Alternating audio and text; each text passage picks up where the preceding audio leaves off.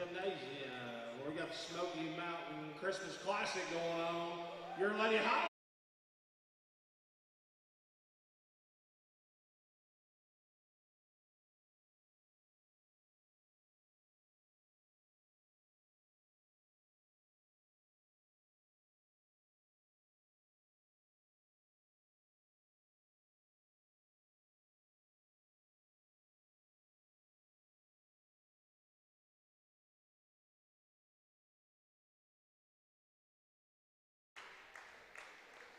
And now for your Lady Highlanders, number 10, Nia Burns. Number 11, Leah Stinnett. All right, ladies and gentlemen, welcome to Gatlinburg-Pittman High School, Jack A. Parton Gymnasium.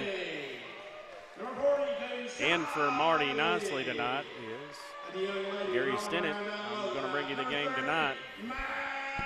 This game is between Casey County, Kentucky, and your Lady Highlanders from Gatlinburg-Pittman.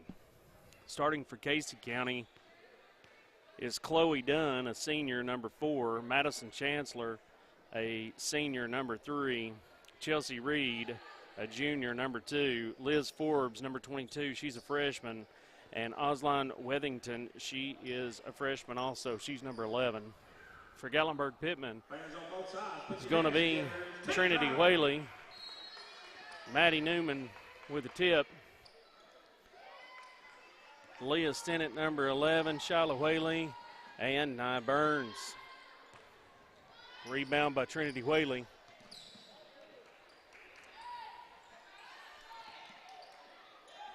Whaley to Newman, Newman for 2, starting it off.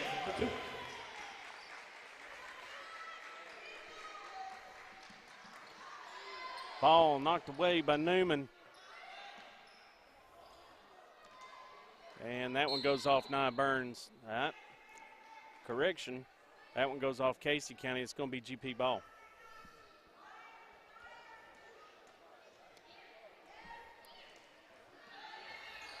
That one's picked off by 3. That's Madison Chancellor for Casey County.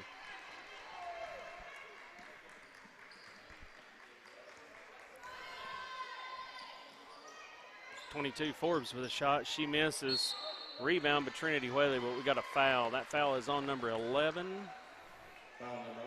That's Osline Wethington. That's her first.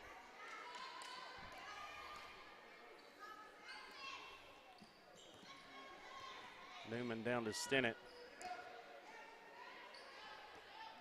Burns drives to the basket. She's going to get fouled. That's foul on number 22. That's freshman Liz Forbes. That's her first. That's team second.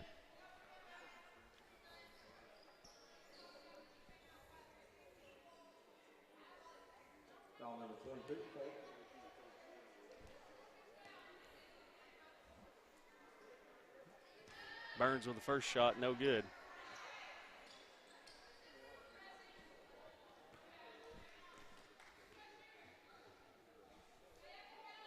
Burns misses second. Rebound by Trinity Whaley. Steps on the line as she got that rebound. It's going to be Casey County ball.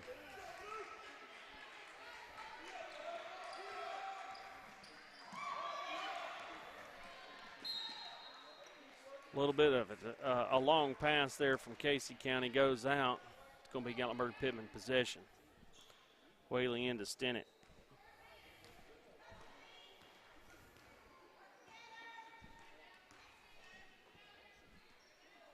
Whaley works it around to Shyla. Shyla for 3. That is no good. Burns with a rebound, puts it up, gets fouled.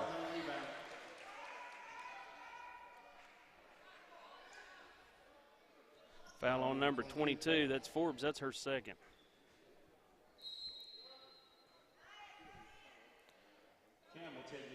And for Forbes is number 20. That is Maddie Campbell for Casey County. Stinnett works it around to Burns. Burns to Newman. Newman makes the move, puts it up for 2.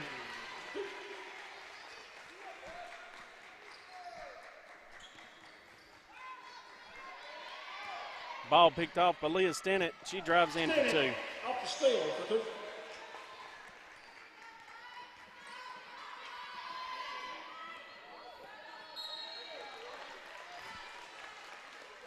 Ball goes away again. Whaley into Stennett. Stennett's going to bring it up court.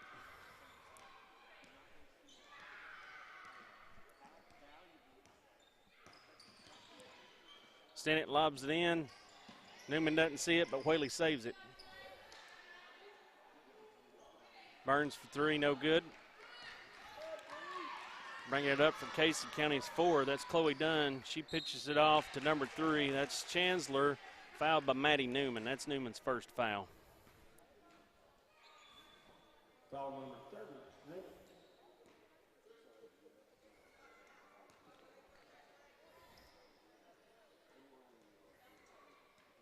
Chancellor at the line.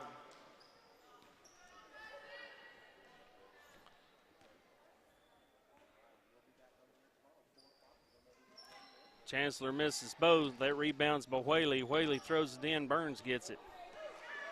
Burns going to drive. Kicks, pushes it back out.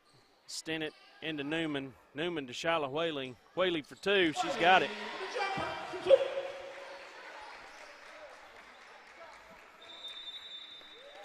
Got a timeout by Casey County. That's their first timeout. It's going to be a full timeout, too. If you leave Shyla Whaley over, she's a great shooter. If she's open, she's going to take it, and that one counted. It's been a good tournament so far. We had a great matchup just a few minutes ago with Ridge High School out of Miami, Florida, and Corbin, Kentucky High School, of course, just a little bit north of us. It was a great game. Had some exciting basketball. The game before it went to double overtime. That's why we got pushed back a few minutes. So we got this game with the ladies, and then coming up right after the ladies' game with Casey County is, of course, Gatlinburg-Pittman High School boys. They'll play directly after this game, and if you guys will stick around, we'll have the live stream for it as well. Currently 8-0 here with GP over Casey County. It's 5 minutes and 26 seconds left to go in the first period.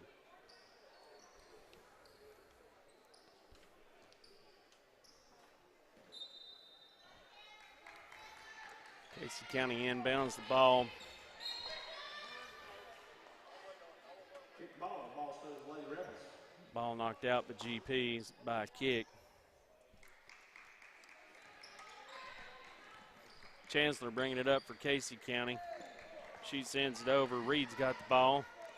Oh, Gracie Valentine and Nia Burns knocked that ball away. Burns to Newman. And Newman's going to get a walk on that. Her pivot foot slid just a little bit. Number 10, Blue, taking it to the Lady Rebels.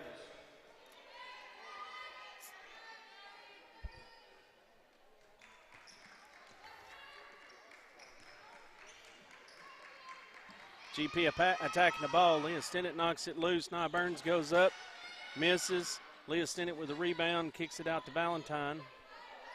Valentine sends it back over to Shyla Whaley, and Shyla puts it back out front to Stennett.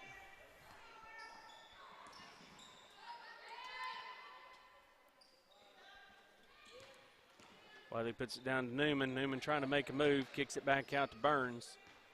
Burns with a drive, pull-up jumper. Nice for 2. In the lane with the jumper.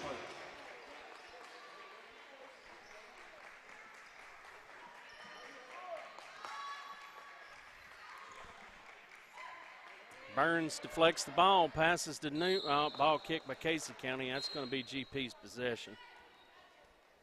Right now we just have 1 foul on GP, and we got 3 on Casey County.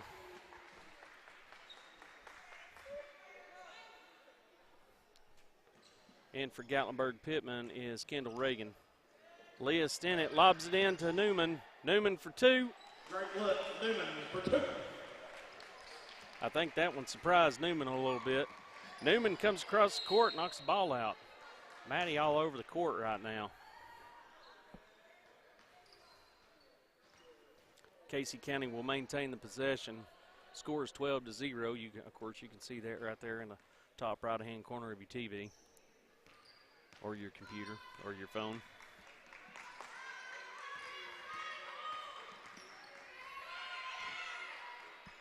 GP playing pretty stout defense right now.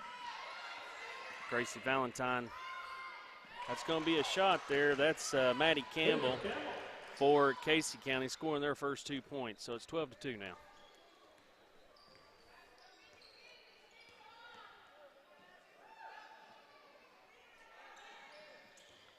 Trinity Whaley with the ball, making a move. Passes it down low to Newman. Newman for 2 more.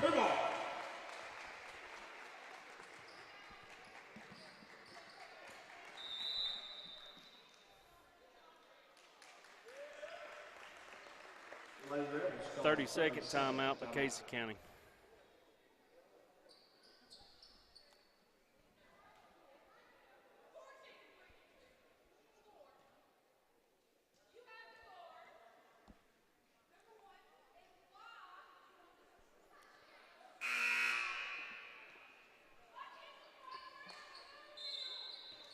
Had another great turnout. Of course, we're using gyms all over Rocky Top Sports World, and then the gym at Gatlinburg-Pittman Junior High, and the gym here in the main building. So we got all kinds of basketball going on in Gatlinburg tonight.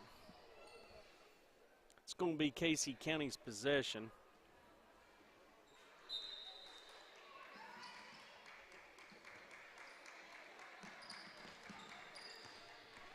In for Gatlinburg-Pittman is number 12, Addie Ware. She's a freshman. Ball knocked out by Gatlinburg-Pittman, so Casey County will maintain the possession.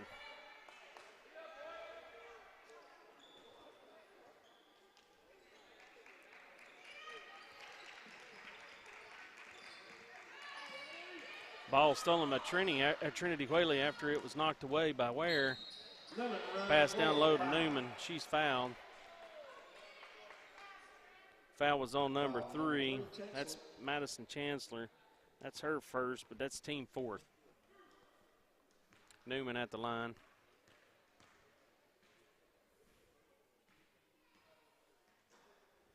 Newman misses first.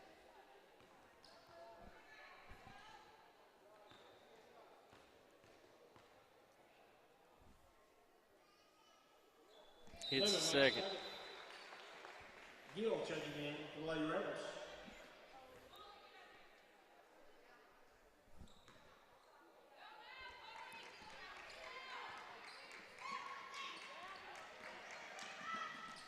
Pass down low. We missed. Tried to make a pick there. That was scored by Dunn from Casey County.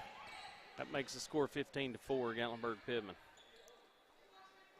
Newman out to Ware. Ware shuffles her feet a little bit, gets walk called. Newman comes out, and for Gatlinburg-Pittman is Shyla Whaley.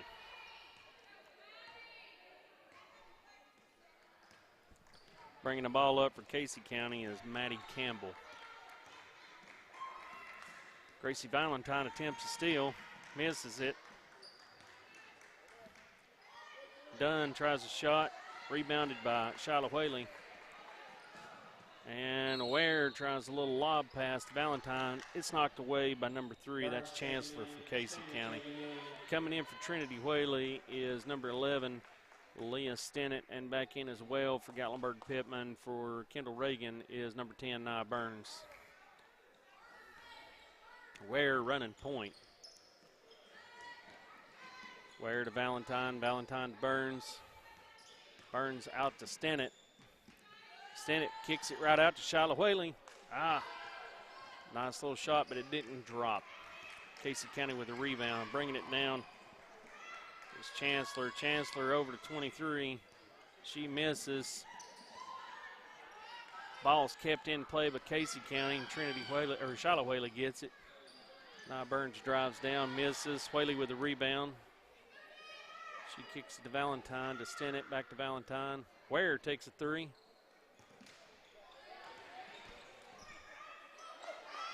Good luck. And Nia Burns gets a nice little putback. It's 4 points for Burns. Ball stolen by Leah Stennett. Leah missed. Casey County comes back with it.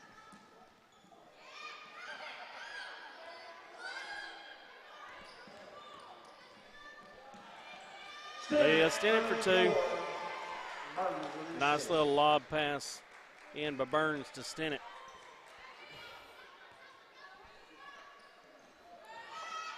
Whaley tries for one, misses. Goes off the fingertips of Casey County. Addie Ware gets it, pushes it out to Gracie Valentine. Valentine to Shyla. Whaley. Whaley back out to Burns. Burns to the rim for 2. Burns for 2. Drives it in, puts it right there. That's 6 for Burns. Ball stolen away by GP. Stinnett to Addie Ware. Addie Ware for 2.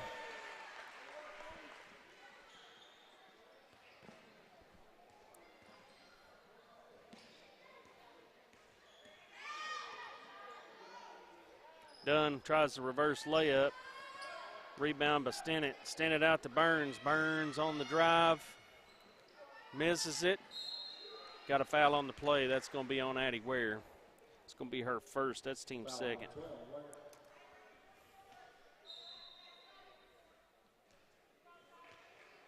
Reed and Lady Rebels couple in Lady Highlanders.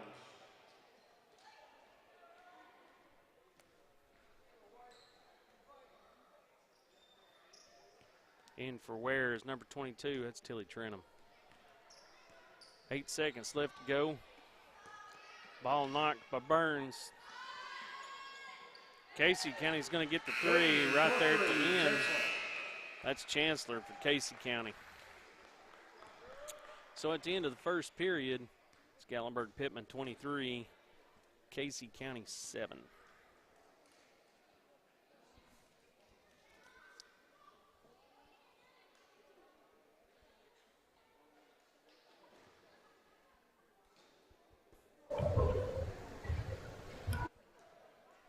Casey County's used 2 timeouts. They have 3 left.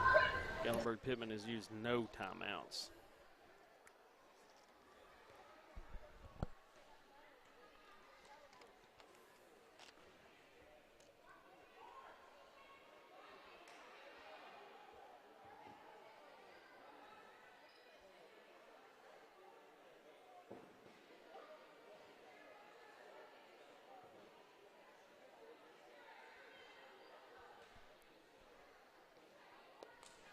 Gatlinburg-Pittman, of course, coached by Katie Moore. Also assistant coaches Conchita Oimby, Mindy Brackens, Hagen Sims, and Ralph Kidd. Staff's been around for a pretty good little while.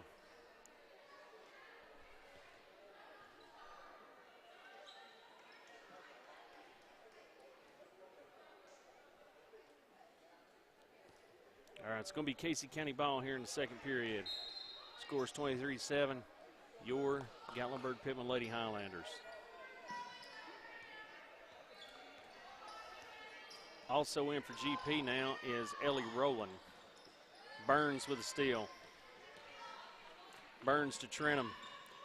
Trenum across the court. It's picked off by Casey County. It's number 10. That's Maddie Lee. Ball goes off of Tilly Trenum. Little contact underneath, but the referee didn't call it. Coming in for the Lady Highlanders is number 21. That is Chloe Mejias. Chloe's a freshman.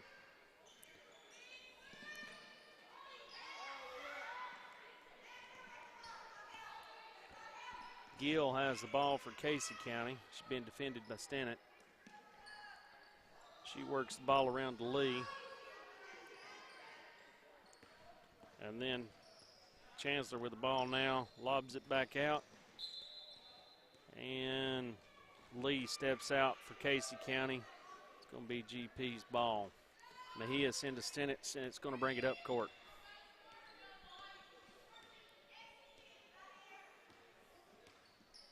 Stinnett to Burns. Burns looks. Puts it to Rowland. Rowland to Maddie Newman. Newman kicks it out to Stinnett. It's going to be a little short. Burns with a rebound. It's going to come off her hand. It's going to be Casey County ball. Coming in for Casey is number 11. That's Wethington. She comes in for Macy Lee.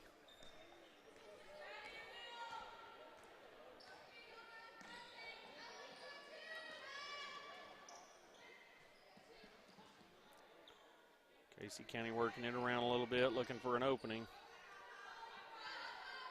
Gatlinburg-Pittman's playing a 2-3 zone right now.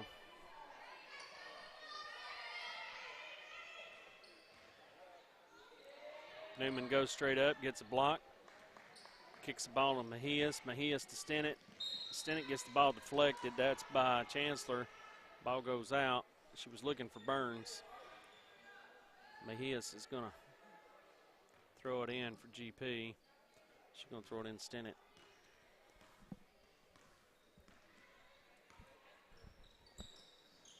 Stennett back over to Mejias. Mejias works it around to Rowland. Rowland down low to Newman. Newman makes a move, gets two.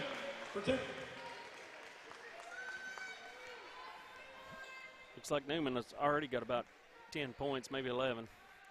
Looks like the Whaley sisters are getting ready to come back in for Gatlinburg-Pittman. Chancellor working it down to Dunn. Dunn makes a reverse move, misses it, rebounded. And we got a foul. Looks like that one is going to be on Chloe Mejias. That's going to be her first.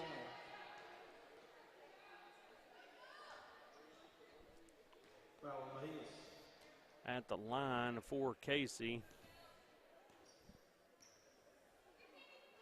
I believe that's number 2. That's Reed. Yep, Chelsea Reed. Checking in. All right, coming out for GP is Ellie Rowland and Mejias. Coming in are the Whaley sisters, Trinity and Shyla. Makes the second. Reed makes the second one, makes the score 25-8. Nice ball movement by Gatlinburg-Pittman. Stennett to Burns to Newman. Newman puts it in.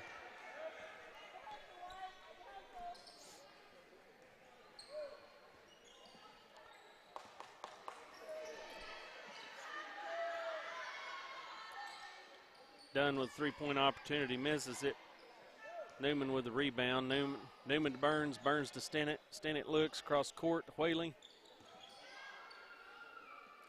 Whaley to Whaley. Looking for Newman on the drive. Got a foul on the play. Looks like he called it on the floor.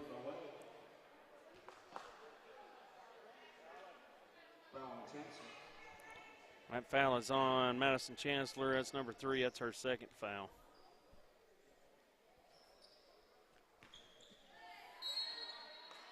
Ball inbounded to Burns. Burns draws the foul.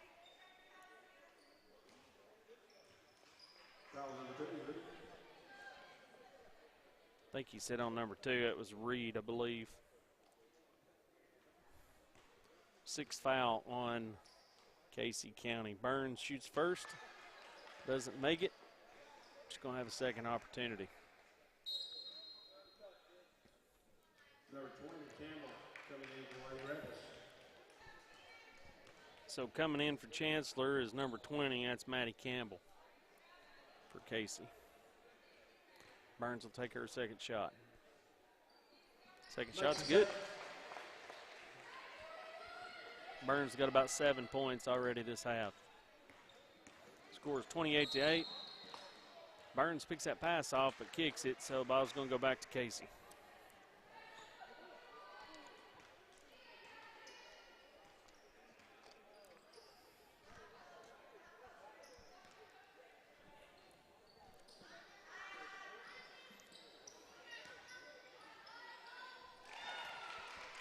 Two points for Campbell. Send it over to Burns. Burns looking to drive. Makes a nice little move, 2-point turnaround. Great shot by Nia Burns.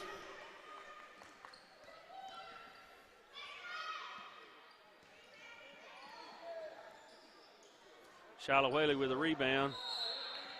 Got a foul on the play. It's going to be on number 2. That's Reed. I think that's her second. Should be 1 and 1. It's going to be 1 and 1, and Shyla Whaley is going to go to the line. And Reed's going to come out, and coming in for Reed is number 5. That is Mia Price for Casey County. Shyla Whaley at the line for GP. Whaley hits her first.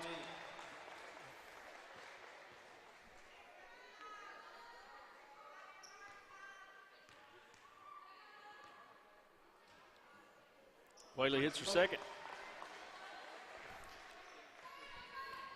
Gill bringing the ball up for Casey County.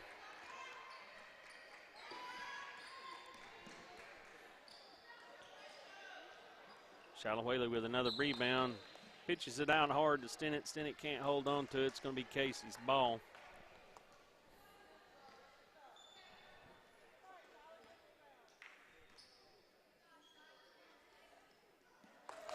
Trinity Whaley with a steal. Kicks it back to Leah Stinnett. Leah Stinnett to Newman. Newman back out to Whaley. Whaley for two. Misses it. Stinnett with a rebound. Gets blocked. A lot of hands going on there, but no fouls called. Dunn drives it in for Casey County. Misses the layup. Trinity Whaley with the rebound. Kicks it back to Burns. Burns out to Stinnett. Stinnett to Newman. Right there all alone. Newman doesn't get it. Gets her own putback. Puts her rebounded by Whaley. Kick back out to Newman. Newman gets it. 34-10.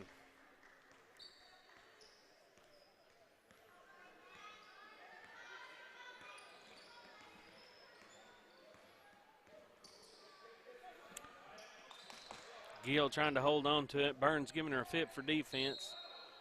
Leah Stinnett blocks that ball. It goes back off of Gill, so it's going to be Gatlinburg-Pittman basketball. Got a big substitution here. In for GP is Tilly Trenum, Addie Ware, Kendall Reagan, Gracie Valentine, and Shiloh Whaley stays in the game.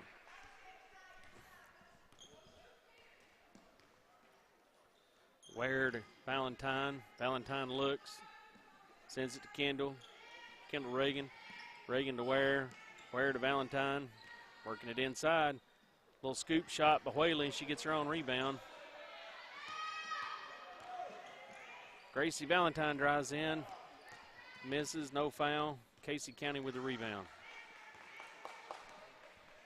Dunn bringing it down for Casey. Great defense by Shiloh Whaley. Reagan with the rebound. Kicks it out to Valentine. Gracie Valentine looks, passes over to Tilly Trenum. Trenum to Ware. Ware comes and sets it back up for the Highlanders. Ware to Valentine. Valentine looking. Kicks it out to Tilly Trenum. Trenum back over to Ware. Kendall Reagan's going to take a shot. Ware with the rebound, puts it up, misses. Shiloh Whaley with the putback for two.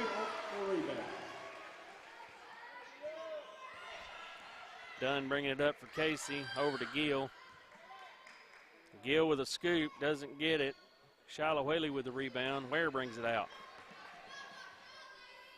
Ware comes back over to set it up. Ware to Valentine. Valentine for three. Comes off the rim. Rebound by Whaley. Over to Trenum. Trenum to Valentine. Valentine down low to Reagan. Reagan makes a move. Takes a shot. No foul called. Referee says ball goes off the hand of Reagan, so it's going to be Casey County's possession. 1:37 left here in the second period.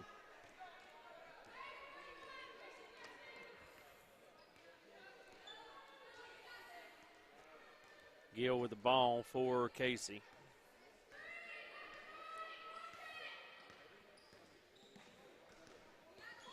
Gill to Lee. Lee looks. Ball knocked away by Ware, but Gill picks it back up for Casey County.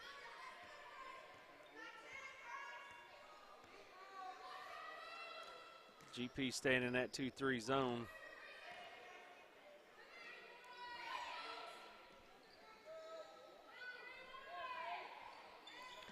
Price works it back out to Gill. Gill brings it back up, reset.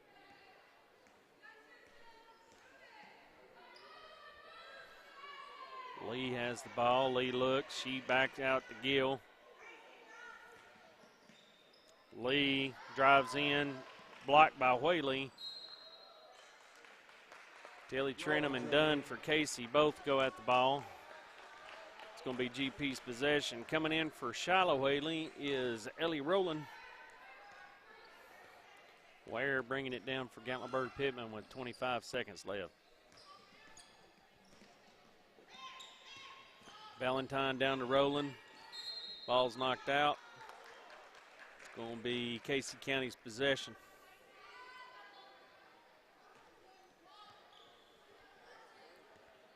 Gill brings it up. Ware defending. Over to Dunn. Dunn drives. And she's going to put it up for 2. 2 for Dunn. Got 8 seconds. 7, 6. Ware's going to bring it up. Ware's going to hit a half-court shot. Oh, it rims right out. So at the half, it's Gatlinburg-Pittman 36, Casey County 12. We'll have a short little halftime break. I'll be back in just a few minutes. And we'll finish the second half.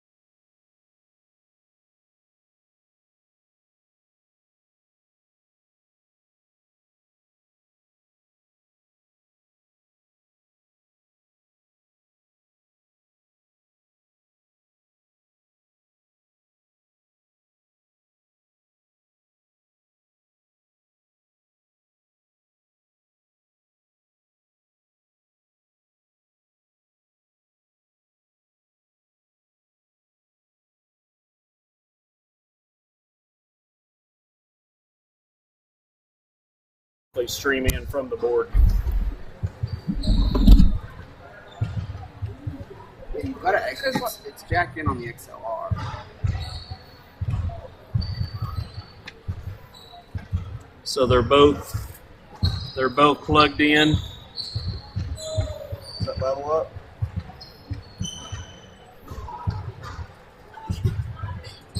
It should be now.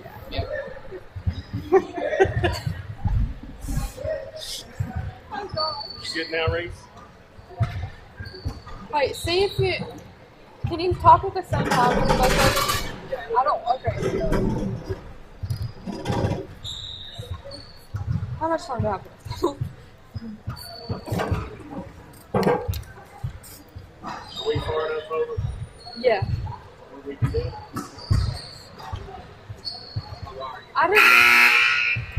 I don't want that to be over. Am I live? Okay, thank you.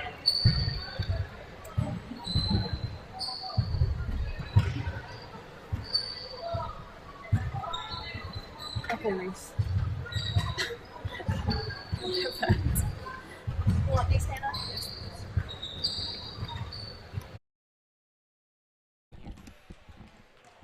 Well, when you're bad enough at doing color commentating, you find a professional sitting amongst the crowd. So we've got Parker Profit here with us from Mix 105.5 is going to help me out in the second half. So I really appreciate you coming in and helping me out in the second half, Parker. Who's the professional? I don't think I've ever been referred to that in any way, shape, form, or fashion. That's a big word. I just learned how to spell it last week. So. No, we've got an exciting half of basketball so far. You know, we've had a team come all the way from Kentucky to play the Lady Highlanders, and it's a cool thing to see, especially in Christmas tournaments, Thanksgiving tournaments, to watch these kids get to play out-of-state competition. Yeah, I'll tell you, the last game that we had in here before the Lady Highlanders started was a team, Ridge High School out of Miami, Florida. They drove up here. And they played Corbin, Kentucky. That was a great ball game just a few minutes ago, too. That's what's so great about this Smoky Mountain Christmas Classic is literally teams. We've even had teams in the past from Utah here. So they kind of come from several different states up here to play. And the coaches up here at Gatlinburg have brought a lot of attraction to the area for this specific basketball tournament. Rocky Top helps us out with some facilities, so it's a great look here at Gatlinburg-Pittman High School for basketball. I think the most interesting thing that I saw in the last game was a team from Miami, which is very fast, a lot of good athletes, fast, up-paced basketball. And then you see a team from Kentucky that likes to slow it down, likes to go inside. Every state has the way they like to play, and every region plays differently, and it's very neat to see those type of athletes go against each other. That's absolutely correct. And I'm going to move this monitor around here, Parker, so we can get it out of our way. It's kind of – Marty likes that. So, all right, we got Leah Stinnett with the ball. She's going to work it down to Whaley. And to Burns. Burns is going to pick up. Great cut right there by Burns, knowing where to be and where to find the hole in the defense and just get to the basket. She's going to go to the line right here. Burns is a player – we've talked about her a lot on the radio. She's a freshman. She's new to the school, new to the system. But when you watch her play point guard, she looks like a senior. She looks like she's been doing this for a while. I know. It's wild. And she has such great control over her body as a freshman in high school. It's amazing. Some of the shots and some of the moves she makes is pretty impressive for a freshman-level athlete. It's one of those things you look and you watch her play and you're like, man, I'm so excited to see over the next 3 years, as the longer she's in the system, the more of a relationship she develops with the coaching staff, the more they find out about her game. What really is the limit for her? Yeah, it's really, as of right now, it's the sky. I believe that was done from Casey County. She seems to be one of their main players. She's got several points here for them. Casey County early, they came out kind of flat. That might be a function of having to travel, staying in an unfamiliar place, coming to a gym you've never played in. But that press from GP, it just took them right out of the game from the jump. It did. They had several turnovers. That last play was Maddie Newman for 2. Easy little shot for her inside. It looks like that's going to be a turnover headed back the other way for the Lady Highlanders. That's when you know you're in good defensive position, when they throw the ball to somebody and they're not there. Yep, absolutely. That's when you found something. And another thing that's great about this Lady Highlander team is they don't have really a true point guard. They're kind of point guard by committee between Burns and Stennett, but it gives you a nice change of pace. You know, you have Burns that comes up and she can slash inside and get to the basket at any time as she goes for 2 right there. And then you have Stennett that brings it up, and she can slow it down, really run it within the offense. You can really change up what the defense is going to see look-wise with whoever's facilitating. Yeah, Katie really moves them. Coach Moore moves them around quite a bit in all different aspects. Sometimes Stennett will play the 1, sometimes Burns will, sometimes Ware will, so she really changes it up. She does for sure. They do a lot of great things with the system, and it's crazy to watch how she's built this program. You know, this has become one of the premier girls programs in the state. Yeah, absolutely. We had a great season last year. I mean, they're looking to go to the state tournament for the last 4 or 5 years, just about every year. And it's when that becomes an expectation, that's when you know you've kind of hit the top. If anything shy of the state tournament is a disappointment, yep, you've built a good program. You know, so that's Chancellor for Casey County. That's a 3 for her. That's a nice shot. It was good. It looks like Casey County's found a little bit of offense here. Shot up from Whaley, no good. Rebounded by Burns. That's something else Burns does. The ball doesn't bounce more than twice without Nia Burns getting to it. She does a great job tracking the ball. Mm-hmm. That's going to be done again. She's one of the main scorers for Casey County. Casey County making a little bit of a run. Yeah, they've cut the deficit here, and there's a long, long way to go. But, you know, who's to say it can't be done if they settle in a little bit and get some shots up here. GP's got to tighten up just a little bit. Newman goes down low to Whaley. Whaley puts it up off the glass. No good. Gets her own board, or tries to at least. It's going to be out of bounds. They're going to call that off of GP. Got a whole house substitution coming in for Gatlinburg. Chloe Mejias, Ellie Rowland, Kendall Reagan, Gracie Valentine, and Addie Ware come in for the Lady Highlanders. And we talked about the point guard spot in freshman, and you know when you look at Addie Ware play, she's someone that going forward, as she kind of gets used to the high school game, could be a big addition for the Lady Highlanders. Yep. She was strong last year for the junior high program. So was Mejias. They both had huge impacts at that level, and they really just brought it right to the high school level. Both of them have seen quite a bit of minutes already this year. We touched on it a little bit earlier. You know, this program having the expectation to go to the state tournament every year. You know, there's some schools you see that for 3 or 4 years they'll get a group of girls that are just talented, play together, and they'll go to state 2-3 years in a row. The fact that GP has been able to sustain this run through multiple classes, through multiple teams, just shows you how good this program is. You know, it's talent development. It's, you know, putting kids in the situation where they can succeed. It's knowing your players. And I feel like that's something that Coach Moore does a fantastic job of. Yeah, she really does. I think that foul right there was on Reagan, and that was done, but it looks like he called it on the floor, so they're going to inbound it there.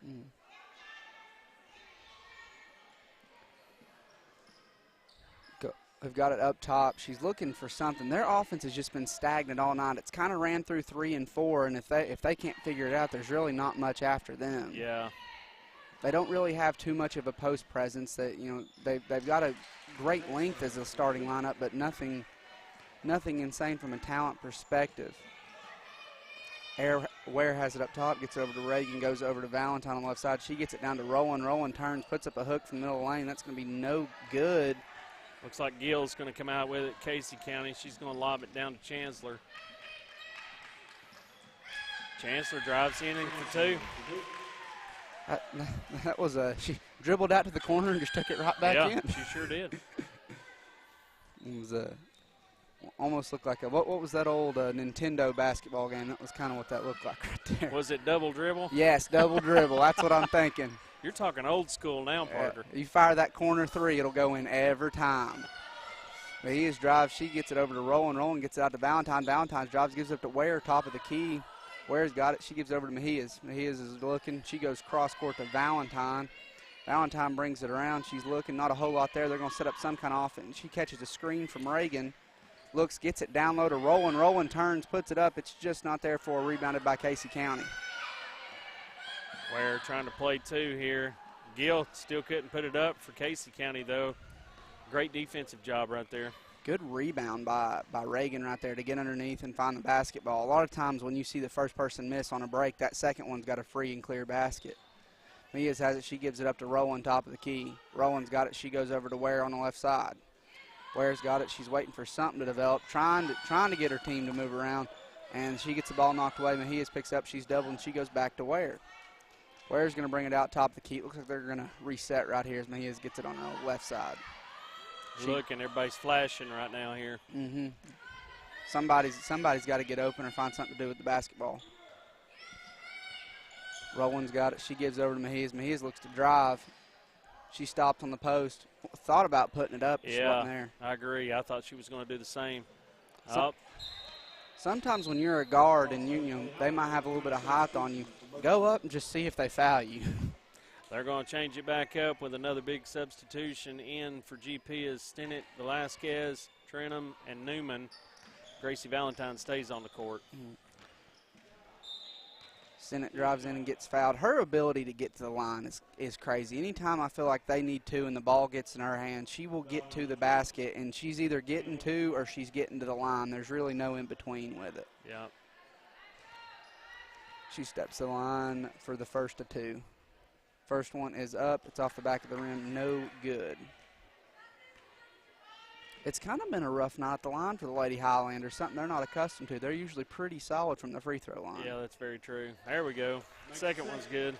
And ended on a good note. Casey County looks to bring it up. They get it across half court, pressed immediately, batted in the air by Stinnett. Its ball is still free. Still free. That was a tuck and roll by Casey County there. Should have been a walk. Baseline out of bounds. That's going to go over to the Highlanders. And when you're up by 21 in the late and third quarter of a game, I like what Coach is doing here. She's got Velasquez in, who's recently came up to varsity, not seen a whole lot of minutes. Gets her in with someone like Maddie Newman, a role that Velasquez might have to play here in a year or two. Yeah, absolutely. Gets her a little experience. Mm-hmm. Get her in the game with players like that and kind of let her emulate that, or at least see how it's supposed to be done. Yeah, I don't think she was ready for that pass right there, but she still caught it. Right, she got it. That's going to be a foul on Newman. Here's the thing with Maddie Newman I've noticed all year. You can pick your poison. You can put a smaller defender on her, and she'll take you to the basket. Or you can put a bigger defender on you. She'll get out about 15 feet. She'll dribble and drive in. Yep. She'll score on the fast break every single time. And if you send her to the line, you're in just as bad of a situation. I'd say she's at least an 80% free throw shooter on the season. As she turns, puts one up off the back of the rim, no good. Batted out of bounds. It's going to stay down here with the Highlanders. Yeah, Maddie's got a couple of double moves down that she uses quite a bit that she's very successful with. She uses her pivot foot extremely well for a high school kid. It's going to be double dribble. Coming in for GP is Burns. She comes in for Valentine, and Shiloh Whaley is in for Velasquez. 1:15 left here in the third. GP leads it by 21. Casey County looks to bring it up. GP puts the press on. They go cross court. They dribble into the double team, put a pass up. I think that was done cutting. She gets it, misses off the front of the rim. GP's going the other way quick. Gets it to Maddie on the break. Up and in. Easy two. It's about as easy as it gets right there as it's batted away by Stinnett. She gets it over to Burns. Burns goes up off the glass and in. And truthfully, that's the best offense for any basketball teams on the fast break with numbers. But this GP team, they get into that so often. They've got quick hands and they'll go to it fast. And it's multiple players too. It's not just one or two doing it. See, there goes Burns again, making a nice little steal, taking it to the hole. I don't know who holds the all-time steals record for GP Lady Highlander basketball, but they better be sweating because Nia Burns is coming for it. Yep. She's got 4 more years of this. Stinnett drives in over to Burns. Burns goes up off the rim and in. Just incredible. Burns to the rim for two. Great sharing of the ball right there. Tilly Trenum trying to get her a steal underneath. Jump ball. Locked up for a jump ball. Let's see, who is inbounding here for Casey County? That's 22. It's Forbes for Casey County. Out to Dunn. Dunn fires a 3. It's up, and it's in. It's good. Dunn for three. And that's going to end the third quarter at 52-26. Parker, like I said, I mean the girls' team here, they're very unselfish. They share a ball. They share the ball around quite a bit. It's pretty impressive to watch them play. Really, they kick it out, and you never know. One game, Maddie might have 20 points. The next game, Nia Burns might have 20. Shiloh will have 15 points here and there. Shiloh likes to step out behind the three-point line and shoot some too. I was talking to some people earlier about just this team and how they're built, and 1 through 5 can shoot the three. Maddie stepped into one earlier in the season. It looked natural for her. Now, her role was in the post, but when you have that threat where your bigs can step out and fire the three, it just opens the court up so much. Yeah, it really does. Especially, you know, if you can put Shiloh out in the corner and they have to respect it, and you have an athlete like Nia or someone like Leah who just knows how to drive in and get to the rim, it just brings one more person out of the paint, one less person they've got to beat, and it will open up lanes all day long. Yep. I remember early on in my coverage last year, I hadn't watched the team too much, and Shiloh stepped into 3 consecutive threes in a tournament game I was covering. I was like, well, you can't leave her alone. You can't leave her. She will make you pay for it for sure. She may be one of the better true shooters this team has. Yeah.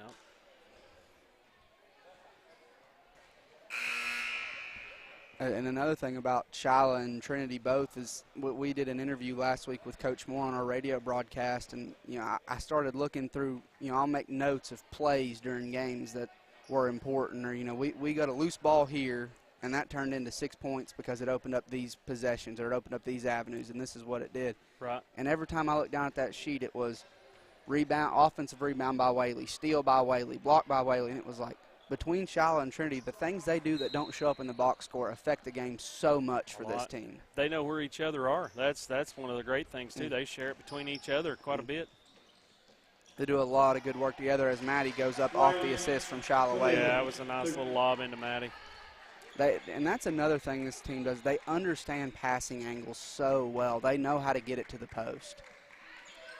Dunn's got it on the left side. She goes up top. She goes over across, almost stolen by Trinity Whaley. That one might have been out off of Casey County, but they're going to say it stays down here. Yeah, that's Chancellor. 3 and 4, like you said, Dunn and Chancellor for Casey County seem to be their 2 main players. Nia Burns just all over the inbounds pass. Just nothing gets by her without her either letting it or, you know, you've got to get something done pretty good to get past Nia Burns on defense. Forbes trying to drive it in, but the ball goes out from Casey County. They're going to have it under the basket. It feels like they've been inbounding under the basket all night long. A lot. That's Forbes lobbing it, or inbounding right now. Gets it in. And that's Dunn. Dunn gets it up top. She's defended by Maddie. She's looking to do something. Just nothing there. Gets it over. Is that Warwick? Chancellor. Chancellor, I'm sorry. Yeah. Has it in. She gives it back to Dunn. Dunn's got it. Again, defended by Maddie. They go across. That is Washington gets it. She gives it up over to Campbell. Campbell has it. Gives over to Forbes. I mean, they're just passing around. There is no lane to the basket. Just a lot of good movement by this defense. That ball's knocked free as Chancellor picks it back up. And they've changed into a man. They were running a lot of zone in the first half, and they've changed into a man. And Casey County throws it away again, just like you said. Great defense. Fantastic defense. And that's the thing, too, is a lot of times in girls' high school basketball, if someone goes man, you immediately look to get a switch on those bigs. If you get a switch on Maddie Newman, she's going to be able to stay with you out front. I mean, she can play the guard spot. She's deceptively fast. Mm-hmm. You know, you watch her on the break. I was watching the game from the stands earlier, and she took off on the break, and one of Casey County's assistant coaches just put their hands in the air. One of those deals. If we're going to deal with that all night, it might be a rough one. Whaley has it. She gets it down, and Newman goes across to Shiloh Whaley. Beautiful ball right there, up off the glass and in. See, that's what I'm saying. They share the ball so well right now. They have great team camaraderie right now. And you know, a lot of these, you know, with the exception of Nia, who's a freshman, these girls played a lot together last year in important moments in a big run to the Final Four. Yeah, they really did. You know, you're missing a couple key pieces from a year ago, but I think those shoes have been filled fairly well. Yep. Leah gives over to Nia in the corner. She fakes a shot. She gives it to Maddie. Maddie puts her shoulder down, goes up to the basket, off the glass and in. One thing that Maddie does well, she's able to score from, 5, 6 feet out and just reach her arm up and toss it in, and it looks like a complicated shot, but Maddie makes it look easy. Oh yeah, and she's just about automatic. If you give her back to the basket on the block, she's getting there. Yep. Burns just eating them up over here. I'd like to recognize number 30, junior Maddie Newman. She just scored her 1500 point. Wow. The announcement just come over the loudspeakers. Scotty Henry, of course, is our voice of the Highlanders, and Maddie Newman just scored point number 1,500 as a junior. Impressive job, Maddie. That's crazy to think about. You think of so many great careers where they just got to 1,000. Yeah. And it's really crazy to think about 1,500, and she's got a year and a half of basketball left. Yeah, that is. I wonder what her rebounds are too. I mean, Maddie pulls down a lot of rebounds. She's going to be a really special player here at Gatlinburg-Pittman. Yeah, that would be something interesting to see, and I'm sure Coach Moore has it as all-time scorers and all-time rebounders, steals leaders, blocks leaders, because there's been so many talented players come through this program. Forbes gets a layup there for Casey County. Stinnett brings it up, gives over to Trinity. She gets it to Shallow, who gets it down low to Reagan, gives it to a cutting Stinnett. She goes up off the glass, no good. She's going to step to the line. Great find right there by Reagan.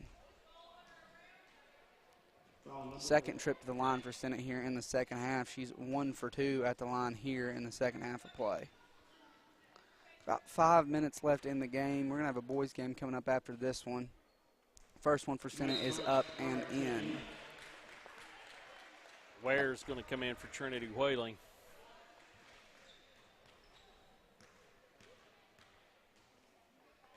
Second one for Stinnett is up and in. Makes your score 62-28. We're just under 5 minutes left. Ware defends Campbell. She brings it up across half court. Throws it away to Stinnett. Back to Ware. Ware is running free on the break. She puts it off the glass, off the front of the rim. No good. Rebound controlled by Casey. Ware wants another shot at that one. She goes and gets a basketball. Hey, that's a great way to make up for a miss right there, is to get a turnover. Great job, Addie Ware. That was a lot of effort getting out there. Ware's got it on the left side, sizes up the defender. She's looking for somebody. She gets it over to Whaley. Whaley gives it to Valentine. That pass is batted away by Campbell. Campbell's all alone on the break. She puts it up off the glass and in. Inbounded to Stinnett. She's going to bring it up. This Casey team has been in a straight man-to-man defense all night, and I was kind of waiting for a switch in the first half when Maddie was just kind of taking it to him. Then Shyla, she got hers in the post, and I'm surprised they've stayed with it. I don't know if that's a function of coach saying, this one might be lost, but we're going to work on playing man against a good ball team, or if, they just believe this is the best they've got. I tell you, it's just going back and forth. Great play right there by Gracie Valentine. She makes a steal but can't finish it. That's going to be timeout Casey County. They've got a mass substitution coming in. Yeah, I think they just subbed the rest of their team in, so I'm sure we'll do probably something similar here as well. Get the young ones some looks here. This is future of your program at this point. Yeah, and I was looking through on Casey County's roster. They've got 2 or 3 seniors, but after those seniors, let's see, Dunn's a senior, Chancellor's a senior, Lee's a senior, and then they've got an 8th grader, and then they've got 5 9th graders. So they're a younger team. They got some seniority on the starting 5, but they've also got a lot of young players as well. Well, and then that's the thing too, is this will show growth for those players. Yeah. They're getting great exposure in a big tournament too. That's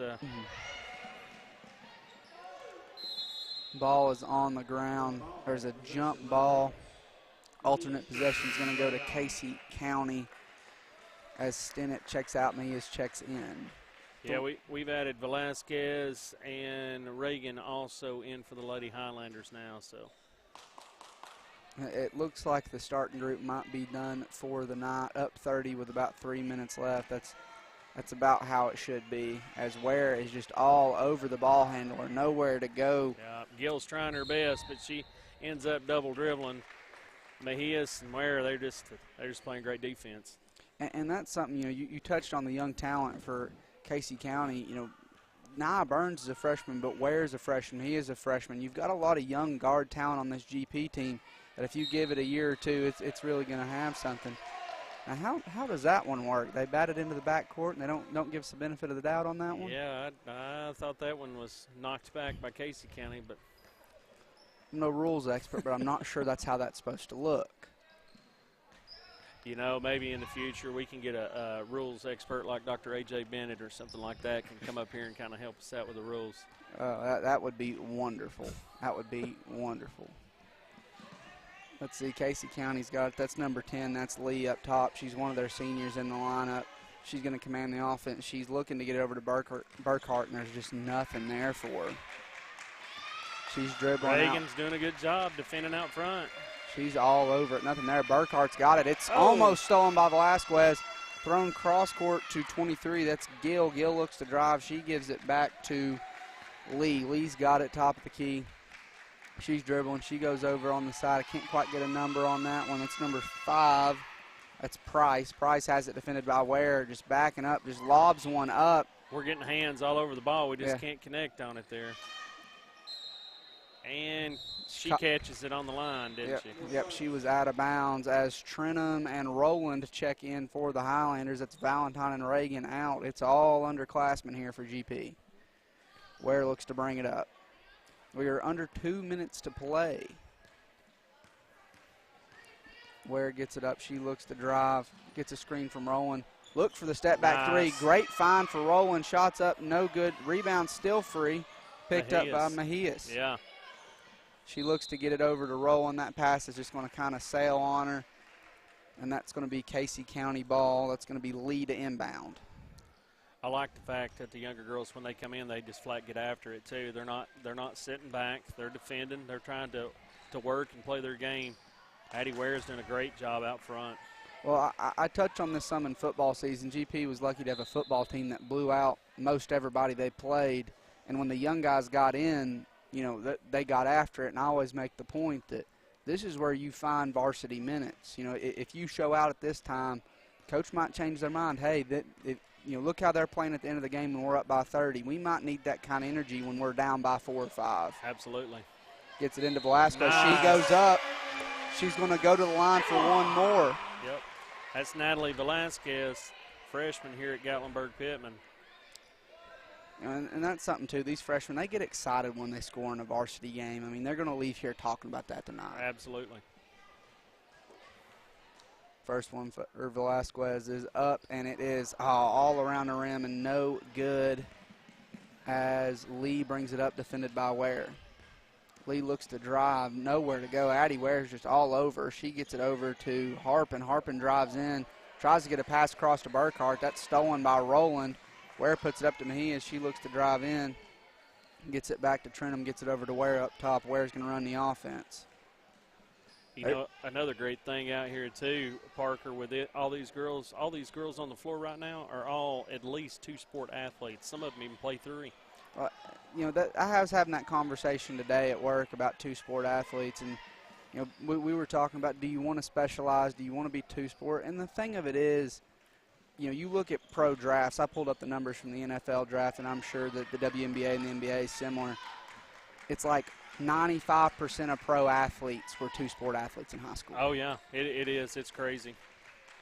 And that's going to bring us to the end of the girls' game as the Lady Highlanders win 62-30. Big win to open up the tournament here in Gatlinburg. And, Parker, we'll take a short break, and we'll be back in just a few minutes for the boys' game, and we'll get it started.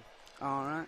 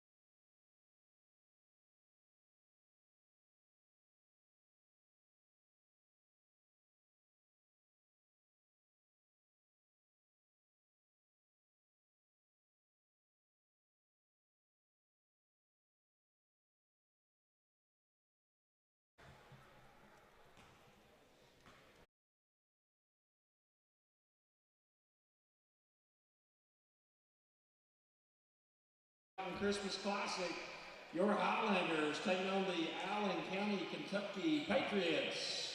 Starting lineup for the Patriots first. Number 23, Jordan Turner. Number 1, Chase Ross. Number 24, Jackson Morris. Number 33, Julian McPeak. And number 10, Blaine Moore.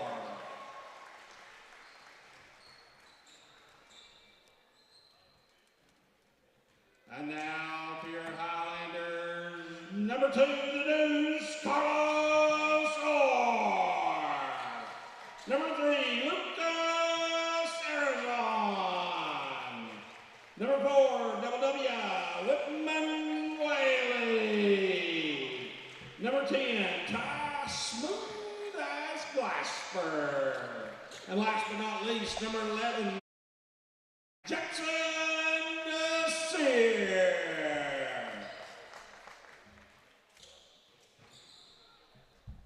Almost got it.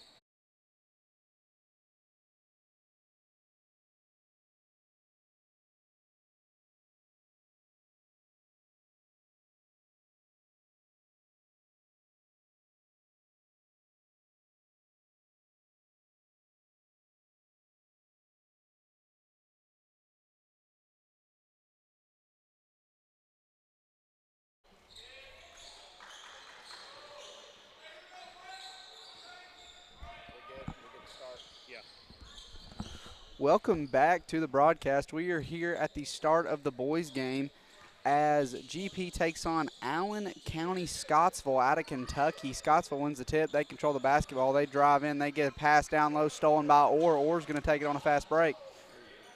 Orr gets it out front. He gives up to Glasper. Glasper fakes the shot, looks to drive. Nothing there. Step back, long two. That was a 2, but man, what a great shot. You know, his game is so smooth. You can tell he's almost 3 or 4 steps ahead as number 23, that's Turner, brings it up for the Patriots, dribbles himself into a corner defended by DeSear. DeSear gets it over to Moore. Moore's got it. He goes cross court. Patriots look to drive, nothing there at all.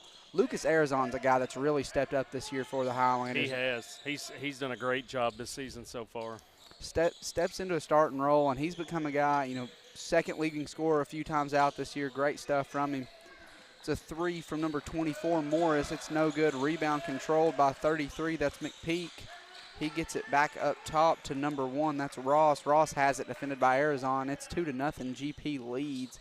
They try to go cross court. Whitman Whaley tried to get in there and steal it, but Peak just uses his body, gets around Whaley. Whitman Whaley is such a great athlete too. Just, you know. I got a charging foul right there. That's the thing with some of those big guys. If you'll lean back a little bit when they lean in, you'll get a few on them real easy. But Whitman is a fantastic athlete. We saw him put his athleticism on display on the football field this year, catching 19 touchdowns, going over 1,300 yards receiving. Those numbers that are unheard of. That was McPeak's first foul there. Mm-hmm. Glasper brings it up, looks for the long ball. That's going to be out of bounds.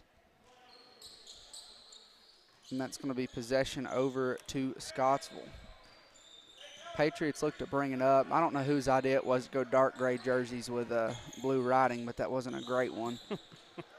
As Ross brings it up, defended by Arizona. Straight man for this GP boys team so far here tonight. As Glasper gets a hand on that ball, it gets to McPeak. He drives in on Richardson. Nothing there. He goes up, blocked by Orr. Deuce. Yeah, Deuce with a nice block right there. Glasper with the ball driving straight down. Loses it, puts it up, and in.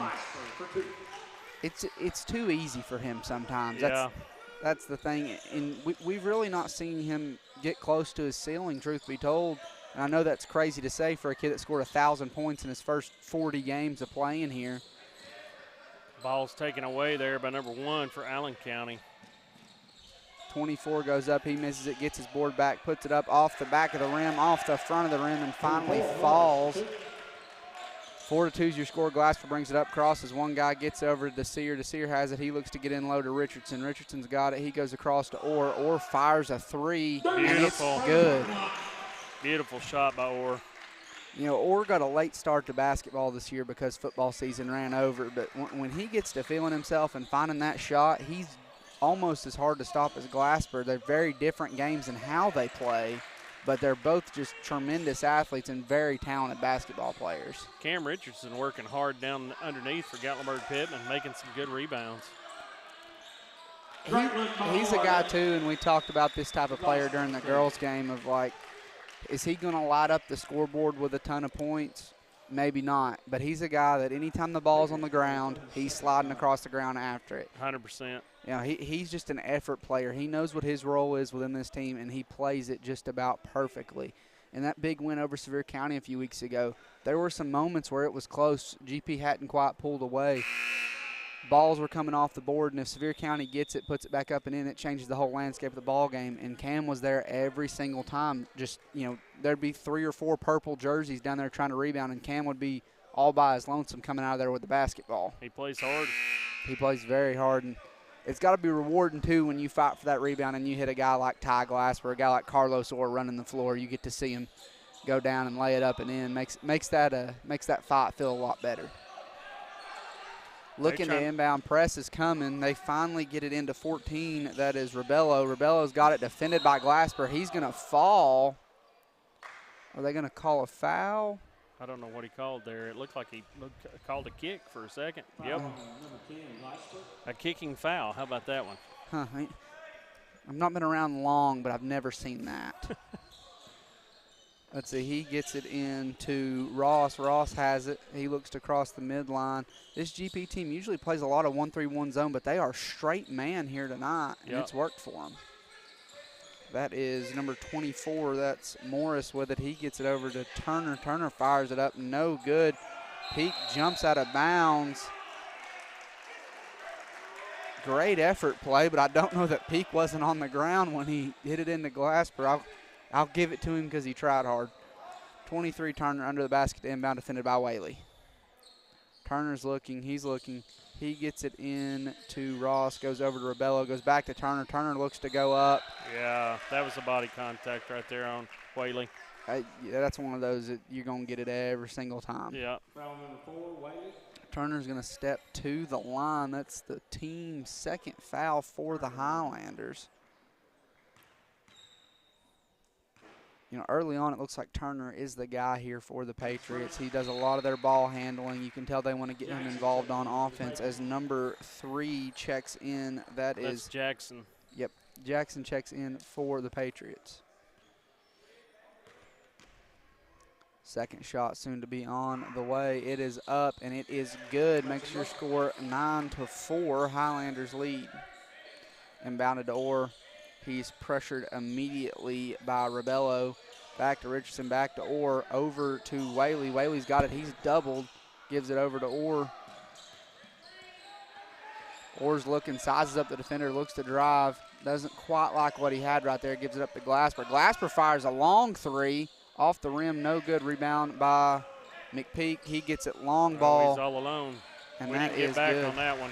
That's 14. That's Rebello. Yeah.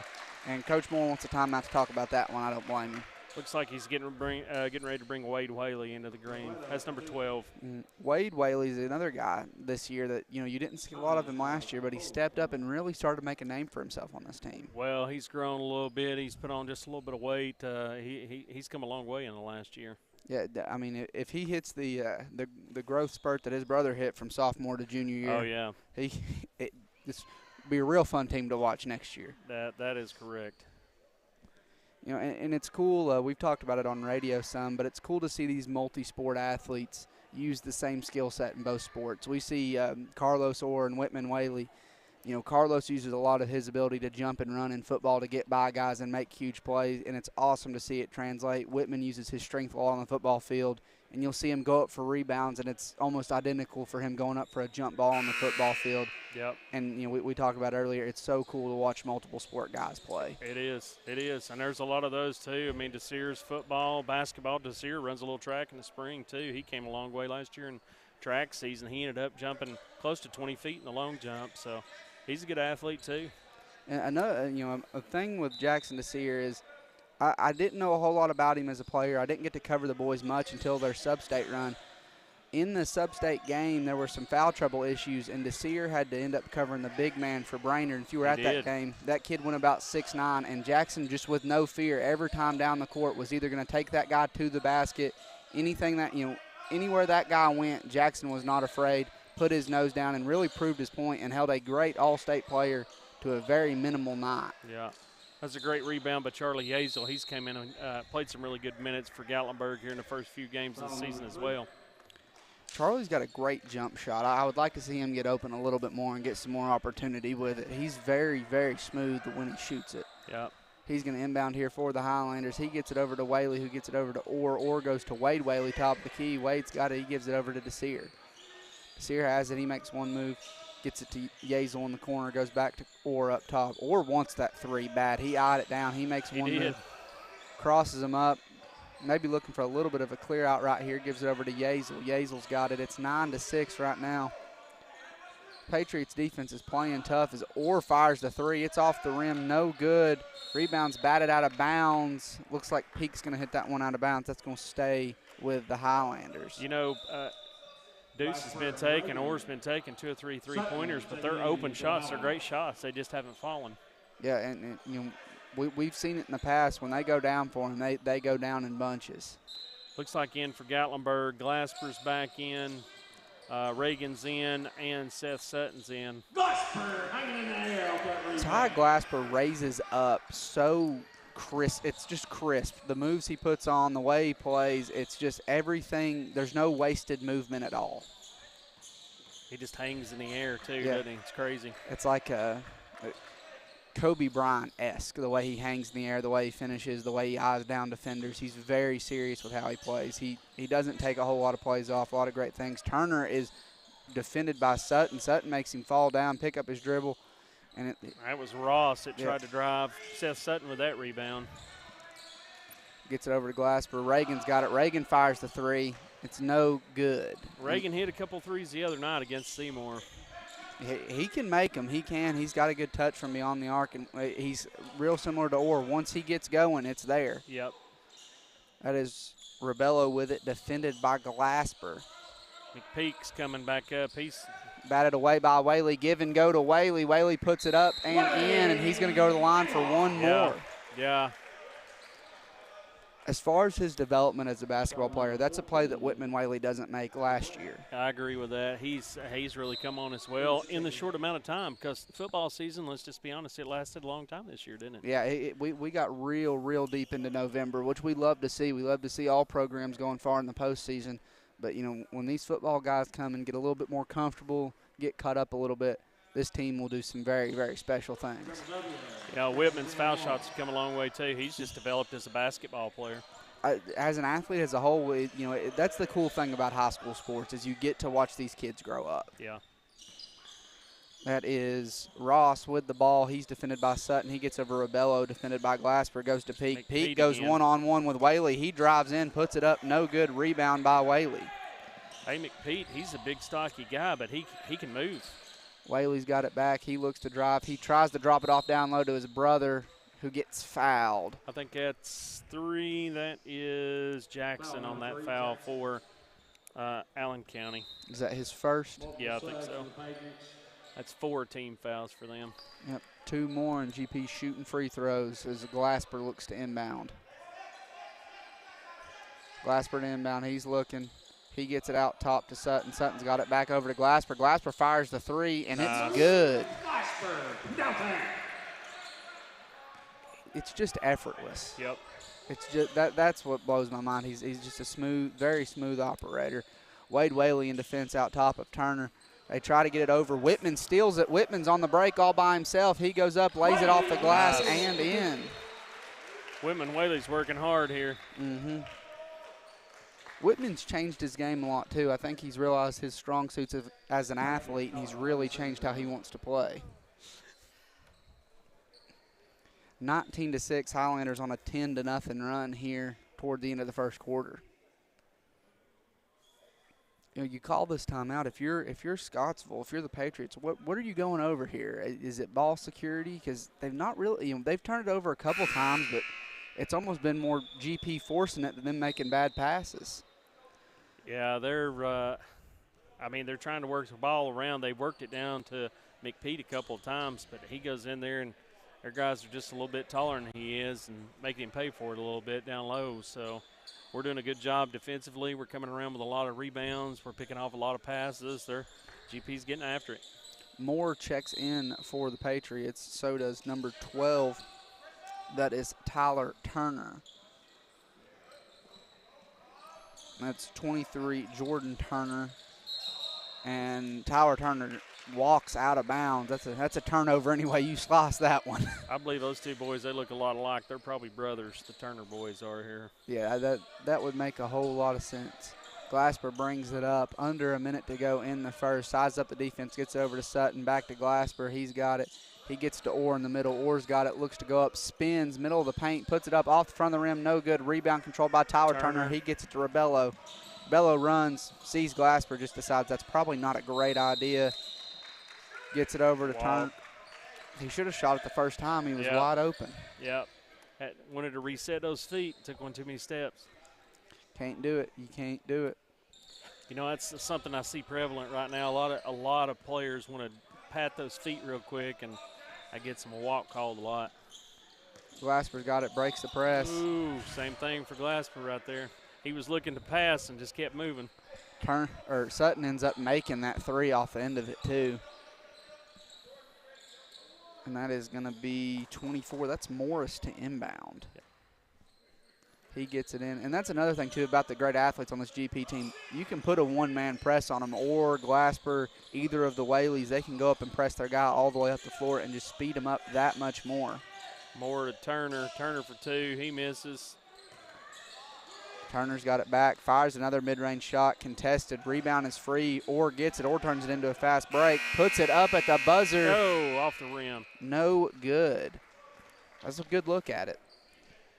It's a 19-6 to end the first for the Highlanders. Big night for Ty Glasper. Tell me where you've seen it before. I mean, that's the thing with him. You'll see some guys at the high school level, they're scorers. But they're either going to give you the Friday night game or the midweek game. You're not going to get both.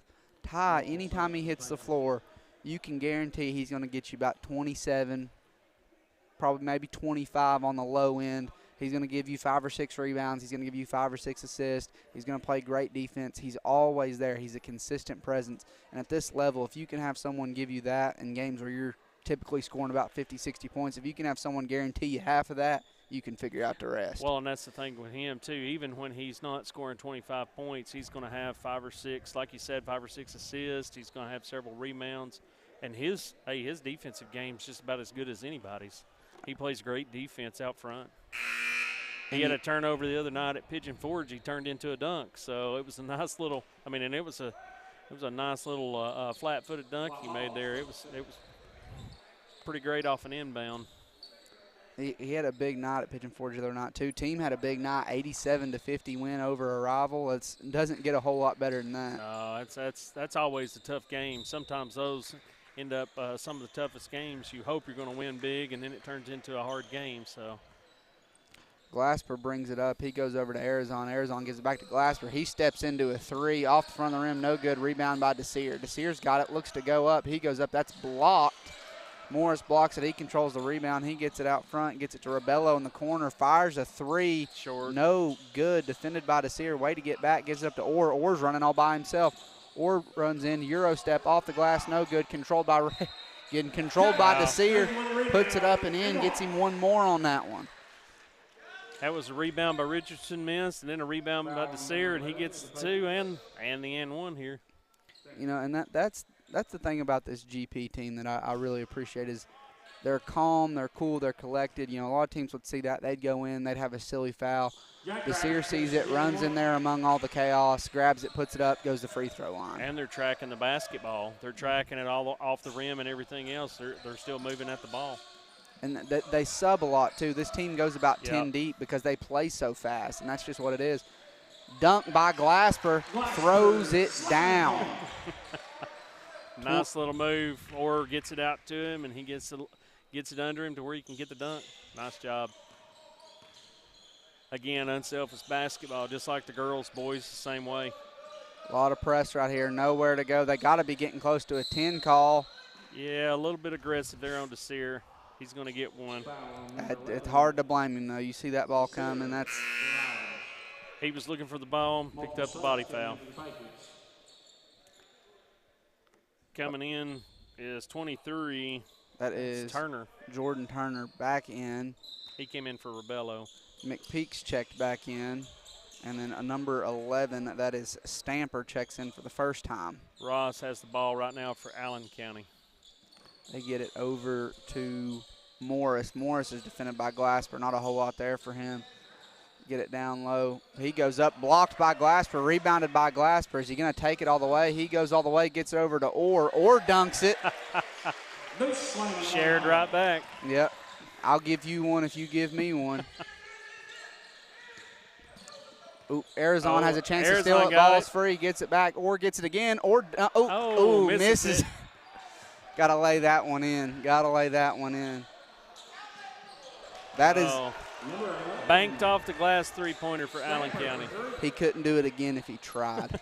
That hit high on the glass, too. Yeah, that was an angle you don't often see. Step back for Glasper, no good. Rebound still free, controlled by Stamper. He tries to go long with it, picked off by Arizona. Oh, I thought he had it. I did too. McPeak drives in. He puts it up off the rim. No good. Arizona gets it. He got it then. Yeah, gets it to Desir. Is Glasper going to give us another one, or is he going to fire the three? Takes the three, and it's nasty. What a great shot by Glasper. He's just fun to watch. Yeah. I mean, he is as dynamic as it gets, too. Reagan drives in. Or I'm sorry, Ross drives in against Richardson. We're in Gatlinburg. If you say Reagan, it's going to hit somewhere. Orr takes it. He looks to fire a three. It goes up. No good. Rebound by Turner. Turner's got it. He goes across to Morris. Morris drives in. Blocked by Glasper. Rebound to Turner. Floaters off the glass and good. Is there something in the stat sheet that Ty Glasper doesn't have in the first half or not? I don't know. I Steals, blocks, three-pointers, dunks. Desir steps into it from about 35 and drains it. You know, we saw Desir do that quite a bit last year. He would step into those threes and just put them down. He came in big in the tournament, like you were saying last year with that. Desir, too, he's got some deceptive quickness to him. You know, guys see him, he kind of plays a little of a 3-and-D role, but if you close out quick, he'll go right by you and put it up off the glass. Yep. He's not afraid. He's not. Glasper's got it, gives it over to Arizona. Arizona looks to drive. He drives in, goes back out top to Glasper. Glasper wants a three, takes a step into the free throw line. No good. It is rebounded by Turner. He goes long. They get it, try to get it across the Stamper. Pass is out of bounds. That's a great job getting back for Desir right there. You know, one thing, Parker, that I see that Ty Glasper just did a second ago is he stepped into the mid-range shot, and there's not a lot of kids that play, you know, that 10, 12-foot shot anymore. They want to drive it on in and get into traffic or be around the three-point line, but you can make a lot of two-pointers if you just pull up at that 10 to 12-foot range. And that's the thing, basketball as a whole now, we see at all levels it's you're a layup at the basket or you're taking an open three, and there's so many guys and it's starting to turn over, especially at the pro and college level. They just hit that little 15-footer. Yeah, from the elbow or wherever. And it gets in the hole of the defense, and it works as Glasper fires a three. No good. Rebound controlled by Whaley. Goes back to Glasper. Glasper drives in. Euro step. Tries to go up. He's going to get fouled and go to the line. You know, Whitman Whaley on that right there, he's just strong. He's a solid kid. Looks like he may have hit his elbow or something. Yeah, he's favoring that arm just a little bit. 32-15. Glasper looks to go up at the line. He puts it up, and it is in. Yeah, there you go. Now he's hit a foul shot. So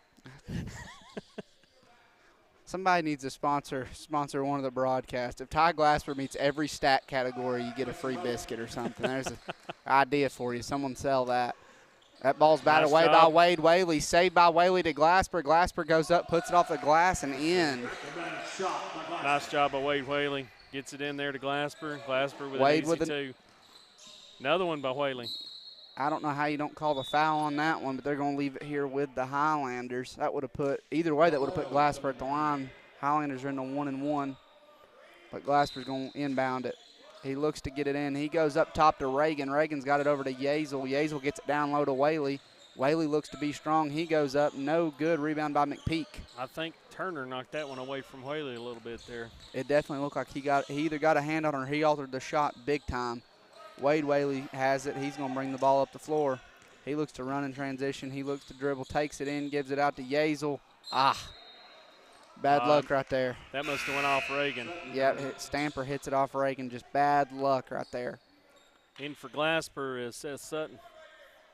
Sutton had a 3 earlier. It didn't count because it's after the foul, but if he can show off that kind of range, he might find some minutes here tonight. Yeah, he's a good shooter. Reagan defending McPeak. McPeak's got it. He gives it over to Rebello. Rebello fires it, and it's good. Nothing but nylon. Wade Whaley gives over to Sutton. Sutton brings it up. He gives it over to Reagan. Reagan goes back to Sutton. He looks to the corner to Yazel. Yazel's got it over to Sutton, over to Reagan, over to Whitman. He goes back up top to Sutton. Ooh, close shuffle on his feet right there. Yep, he could have had it. Ooh, Sutton wants that 3 bad. He gives it to a cutting Yazel. Good pass. Gives it to Whaley over. Whaley finishes it. Good pass right there. They get it over to, that's number 5 playing his first minutes. That's Carter. Carter gets it stripped by Reagan. Yazel's going to bring it up. He gets it over to Sutton. Sutton has it in transition. He's going to slow it down. Goes back to Yazel. Over to Sutton. Sutton fires the deep 3 off the rim. No good. I thought it might bounce off and go in. Ball is free. Time out by the Highlanders. You're going to say there's no way they're calling a jump ball right there. He just rolled over the top of Whitman. But that is going to be timeout. 2:16 left. Highlanders lead by 20, 38-18. Bulk of the scoring coming tonight from Ty Glasper. Great little timeout by Coach Moore there to maintain that possession too. Save you one, get you, try to get you one more before halftime. You go into halftime up about 25. Let the young guys play, get them some minutes. Yeah. Great way to start the tournament. If I'm not mistaken, this tournament runs through Thursday night, does it not? It does. It does. Now, is this single elimination, double elimination? What's the format? No, they go into, so there's basically a winner's bracket and a loser's bracket, so they fall into the other category. But to stay on the winner's side, you pretty much have to be flawless, I believe. Otherwise, you go over to the other bracket, and they'll finish up. They start pretty early on Thursday morning, so they can try to get some of the teams a little bit of leg time to where they can drive back home, because some of them can drive home in 3 or 4 hours. But like that team out of Miami, it might be a while before they get home. So I'm surprised they didn't fly up here. That would have it would have been worth the money for sure. Yeah. A 14-hour drive or more there, really. At least. I'd say they had to sell a lot of cookie dough or something to be able to make this trip. Yeah. It's a trip. It's one of those that probably took a lot of work to get done from a program standpoint, but this is something these kids will remember. Yeah, Turner with the putback from Morello's layup there. That is. Sutton brings it up. He's got it top of the key, goes to Wade Whaley. Wade looks to get in, fakes the shot, goes up, puts it up. Hey, great move by Wade Whaley. And great turn, too. Used his body very well right there. Turner goes deep to Carter. Carter has it, stolen by Reagan. Reagan just gets to Yazel before he falls out of bounds. Yazel drives in, gets it over to Sutton. Sutton goes up off the glass and in. Nice job right there. That's the impressive thing, too. That's how you know Coach Moore's put in a great system. He's got the second group in, and they're running it just as flawlessly as the first group. It's going to be. Yeah, it's going to be on Whitman. That's a tough call. Yeah. That's a tough call. It looks like whatever caused him to fall happened after he passed Whitman, but that's only the team 4th. I think that's his 2nd. Highlanders sub the whole court. They bring in the starting group. A little bit of confusion on who's coming in and who's coming out. Or looks over at Glasper. He says, buddy, you're in the game. Let's go. Turner to inbound. He's looking. He wants McPeak down low. Doesn't get it. Gets it into Morris, who gets it over to Turner. Turner goes over to his brother, the other Turner. Gets to Rebello open in the corner, off the rim. No good. Rebound controlled by McPeak. He goes up, high off the glass, rolls around and falls. Yeah. Not a bad play right there. You know, they've tried to work it down low to McPeak, and he's just struggled to get to get some shots off because our defender's down low, but he got that one to fall. Great move by Arizona, and it's rewarded with the shot. Nice shot, Arizona. like you said, he's really, really come on this year. He's done a great job. Rebello putting it right back, though. Answers. 45-25 Highlanders lead. Arizona might try to go back for another one. He gets it over to Glasper. Glasper, one dribble, free throw line, pull up, bounces high. McPeak gets the board, gets it out to Turner. Turner's looking, he's got it, he's going to drive. He gets over to Rebello. Through his hands. Yeah, he stepped on the line.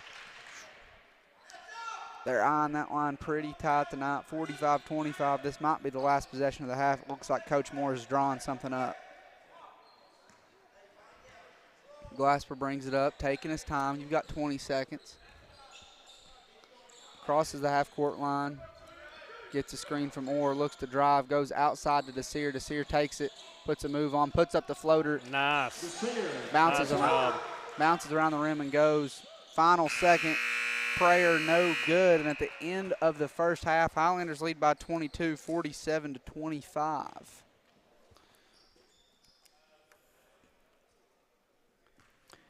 Looks like we got, I'd say we'll probably have an 8-10 minute half here. All right. I guess, Parker, we'll take a break and we'll be back here in just a few minutes. All right.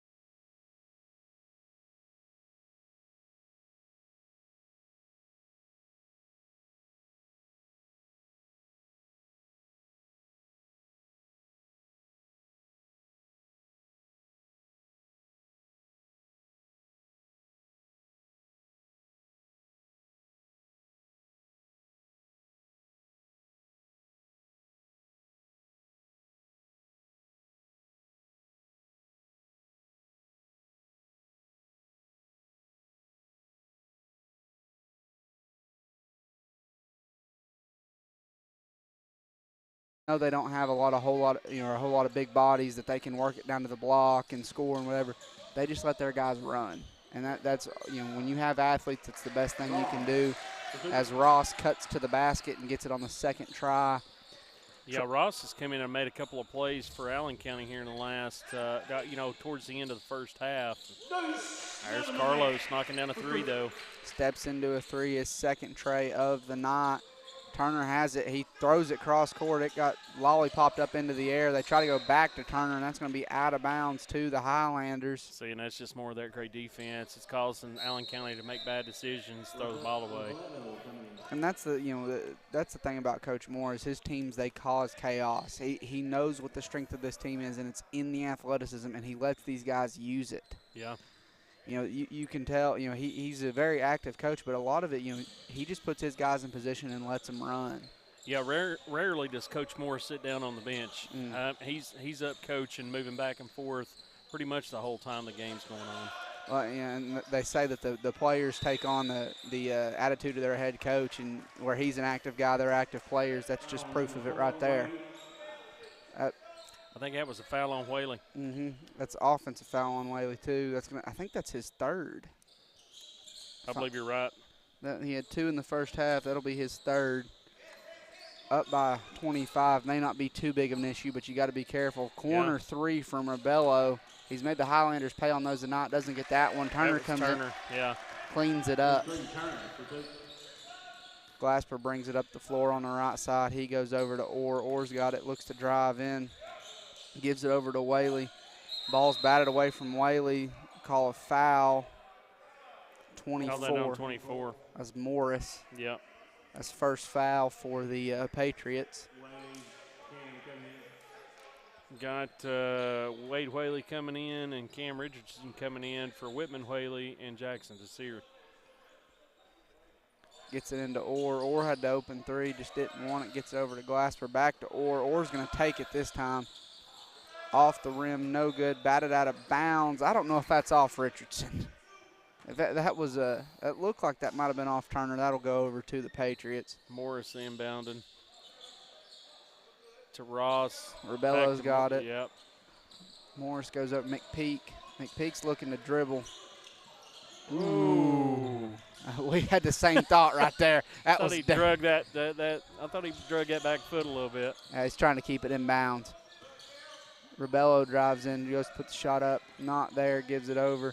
That is Carter. Ross. He's still, or Ross. Ross is fighting for it. He is. He's working hard. Well out of bounds on that one. That's going to be Highlander basketball. About ran into my good friend Woody Sowen down there. Ball's moved up the court to Orr. Orr drives in, goes put it up, knocked away by Turner. No foul on that one. You're correct. Rebello's got it, goes over to Ross. Ross, I don't know if that was intentional or not. He dribbled it right off of Whaley. Yeah. I guess he was trying to make it pass. I'm not quite sure what he was doing. Ross looks to be an exceptional athlete, though. I mean, he moves around quick. He's got a lot of intensity. Coach taking him out, giving him a little breather there. In for him is number 3. That's Jackson. Jackson was in early. We didn't see a whole lot from him. Turner puts a shot up, no good. Gets his board, goes up off the glass, gets an and one. Don't count it. Yep, they're cutting into this lead just a little bit. 31-47. Desir gets up. He's looking to check in. Who was that foul on? Is that Richardson? Yeah, I think so. He was definitely in the area. That shot by Turner is up and no good. Rebound to Richardson. Glasper's going to bring it up. Glasper defended by Rebello. You know, they've been defending Glasper by committee. They're setting up into a 1-3-1. Maybe give GP an opportunity to shoot him out of the zone. Gets it to Orr. Orr's got it, puts it on the glass. Dribbles right into the heart of that defense, loses it. Picked up by Wade. Ball's batted away. That's Jackson again with that steal. Jackson's got it. He looks to drive. Gives it up to Turner. Gives it up to Rebello. Rebello wants another shot. Bad. Gets over to Peak. Peak puts it up. McPeak able to finish. Uses that body. Gets to the basket. Gives it over to Glasper. He's going to bring it up. Glasper looks to drive. Nothing there. Immediately doubled. You know, for Allen County, McPeak has been able to use his body a little bit and make some shots, but he gets a foul right there. That's their second foul of the half. Yazel checks in. Desir checks in. Arizona and Wade check out. Glassford inbound. He's looking. He gets it up top to Orr. Orr wide open for a three. Off from the rim. No good. Rebound still free. Almost goes back up through the basket. Out of bounds. I think it was knocked out by Morris from Allen County, so it's going to be GP ball. Fun fact, since we almost saw it, if it goes through the bottom and back down, it does count. Watched that happen in an NBA game a few years ago, and it does count for 2. But it has to go through clean. That's what we learned. That ball was knocked out by the Sears, so it's going to be Allen County Scottsville ball.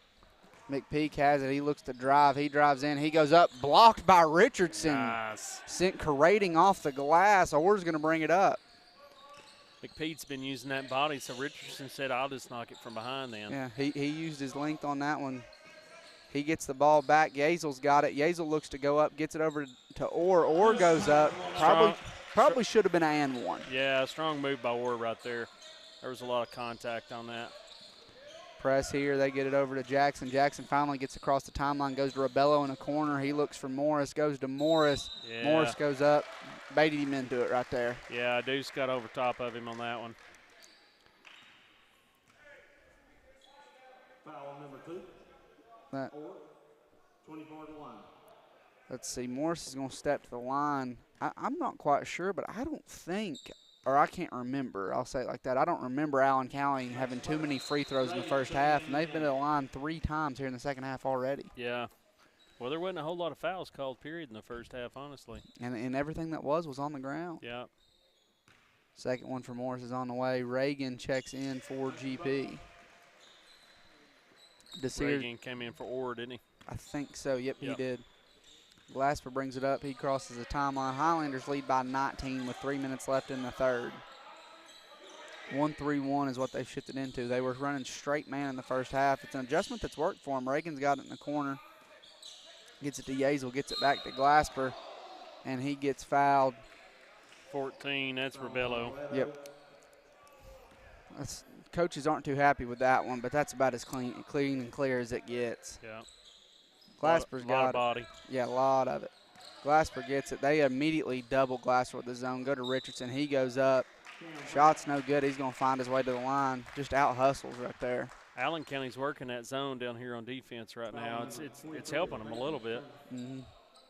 You know, that 1-3-1 is tough when you have a guy like Ty, because they will just converge once he gets to the free throw line, and he's got to do something with it, and usually he doesn't have that shot. First one for Richardson is up and good. Nothing but nylon on that one. You know, while we've got a break in the action, and I touched on it earlier, black shoes, gray, navy, blue, and red, just, you know, might not have been the look. You can't hardly read these jerseys. Yeah, their names are across the back, but I can't read them from here. And I saw that early on. I was like, this will be an easy broadcast. You'll know who to find. And I lied. I didn't know. They get it to McPeak. He just turns, looks to drive on Reagan, puts it up off the glass. He's strong. He showed up here in the second half. As Glasper brings it up, gets it over to Yazel. Gets it to Desir. Desir's got it, gives it over to Richardson. Puts it up, no good. Rebound to Desir. He gets it again. Ball is still free. Richardson comes out of there with it. Oh, easy, Richardson. Getting a little bit chippy down there. Possession arrows to Gatlinburg. Desir steps in and kind of calms him down a little bit, but there was a little bit of jawing on that one. I don't know what was said down there, but got a little lively for a second. Yeah, that was a lot of clapping, a lot of going on. That's my favorite thing about sports couples. It's the guy that's never involved that does all the clapping. That's true. We all have that one friend. Yeah, he's back there about 15 feet away, just clapping away. Yeah, those are always my favorite. Up and under for Whaley, no good, but he'll step to the line. Slowly but surely, Scottsville's cut into this lead, but GP's just kind of kept them at bay just enough. Yeah, it's down to 18 now. Yep.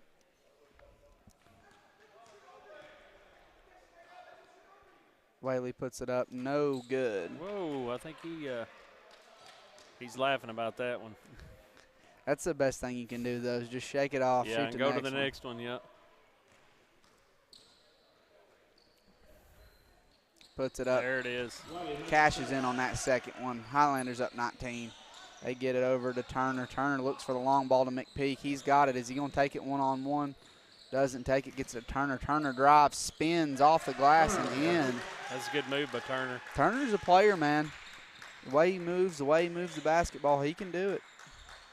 1-3-1 zone. Here they set up. Glasper just drives right through it, puts it off the glass and in. Glasper said it's cool, and I'm glad you can run that, but I do this thing where I just get straight to the rim. Yeah. And Allen County's put number 11 in. That's Stamper. I don't remember seeing him in the first half, but maybe he was in for a minute. He played a little bit, not a whole lot. McPeak goes up, puts it off the glass and in. Knows how to use his body. He's Charles Barkley-esque right there. Yeah, he's really using his strength. Glasper killing it. 3 points. Beautiful shot. He just makes it look easy. I think that's his third triple on the night. I couldn't tell you how many points he has. McPeak looks to drive. He goes cross court to Stamper. Hits Stamper on the head. Stolen by Whaley. Whaley's using that athleticism. Gets in the open court. Goes up. Puts it off the glass. No good. A little strong by Whaley. Fight for the rebound. They're going to say that stays here with GP. Sutton, Orr, and Wade check in for Desir, Yazel, and who else? We can't have 6. We've got 7 right now. Yep, I think we need one more out. We need one more out. Yeah, Wade comes out. If they'll let us play with 6, we'll do it. We're not opposed by any means. Oh, nice little look by Sutton, but he didn't finish it. Yep, Turner gets it. He gives it up to the other Turner.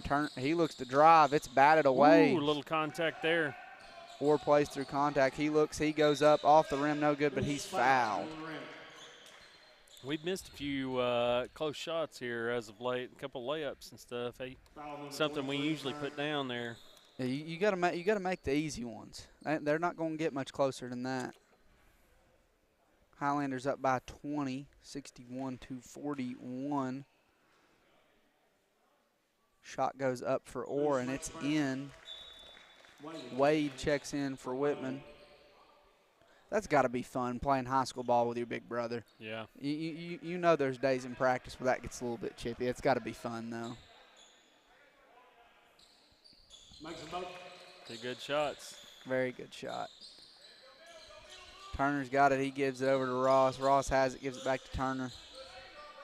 Gets it up to Morris. Morris by himself. He looks to go up. Glasper wanted that. Yeah, he really did. Did you see how high he was up on the backboard right then? Yeah, it reminds me a lot of myself. Except for the fact that if I ever jump that high, I don't know if I'd land. Glasper fires the 3. He has gotten hot from deep the second half. Ball's batted away by Glasper, stolen by Wade. Gets it to Glasper. He drives in, looks for the fader, not there. Gives up to Arizon. He fires the 3. Nails it. Wow, there's 6 quick points right there. That's a big swing, at least an 8-point swing right there. They go long for Stamper. He's got it. He goes to Morris. Morris turns into Wade Whaley. Nothing there. Gets it to Turner. Turner drives in, puts it off the glass and in. Turner's a player, man. Yeah, he's a hard worker.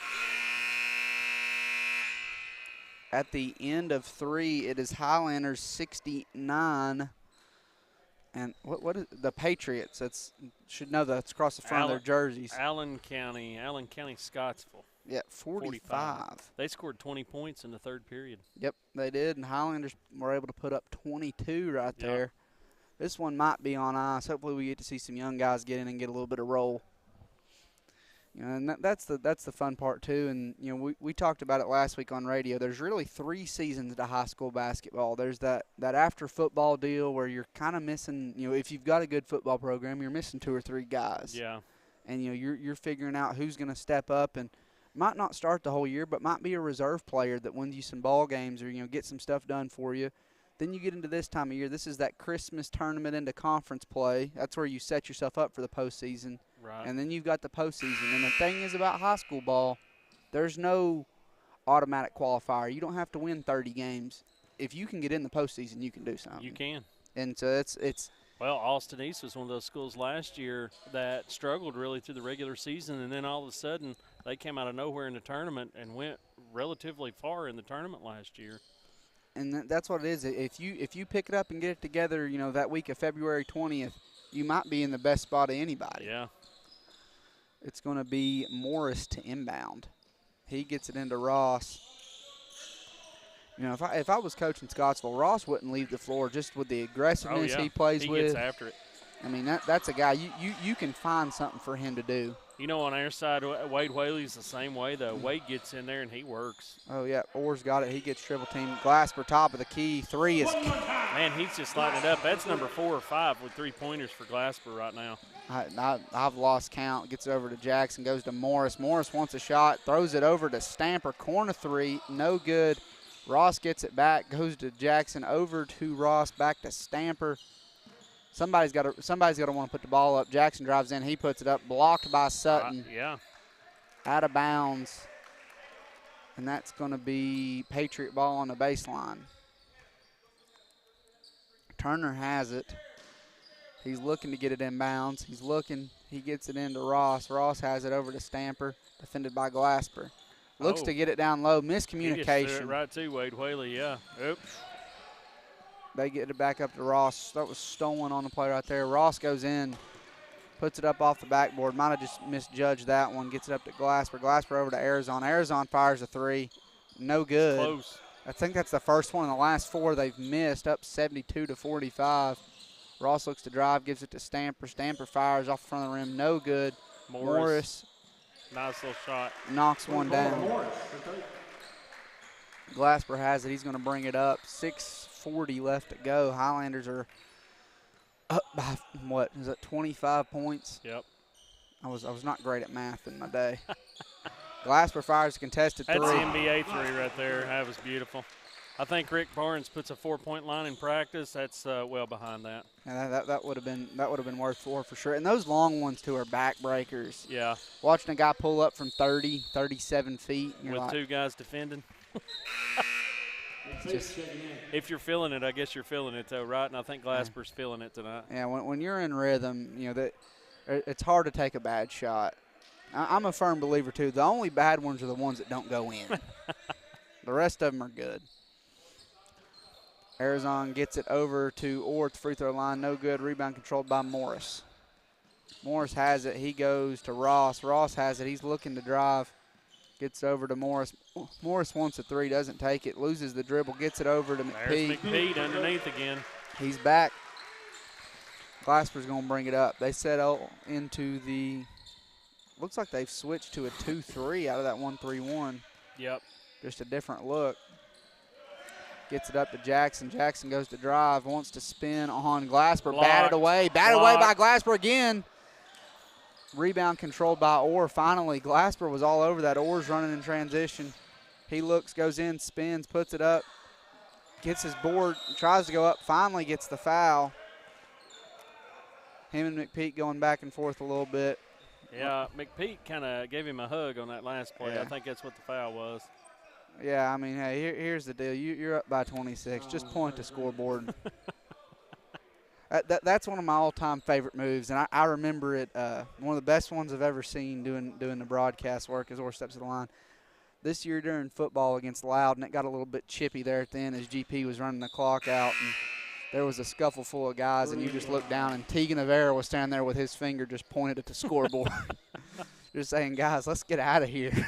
Hey, you're talking about another kid, just another phenomenal athlete up here at Gatlinburg-Pittman to rush for 2,000 yards as a sophomore. It's just crazy. All you have to know about him is that in a playoff game at Chucky Doak, he took 52 carries for 330. That's 6-7 a carry. Yeah, that's impressive. Uh-oh. McPeak's down. McPeak is down. I think he might have just locked up on this one. It looks like he's going to be all right. Give McPeak a big round of applause.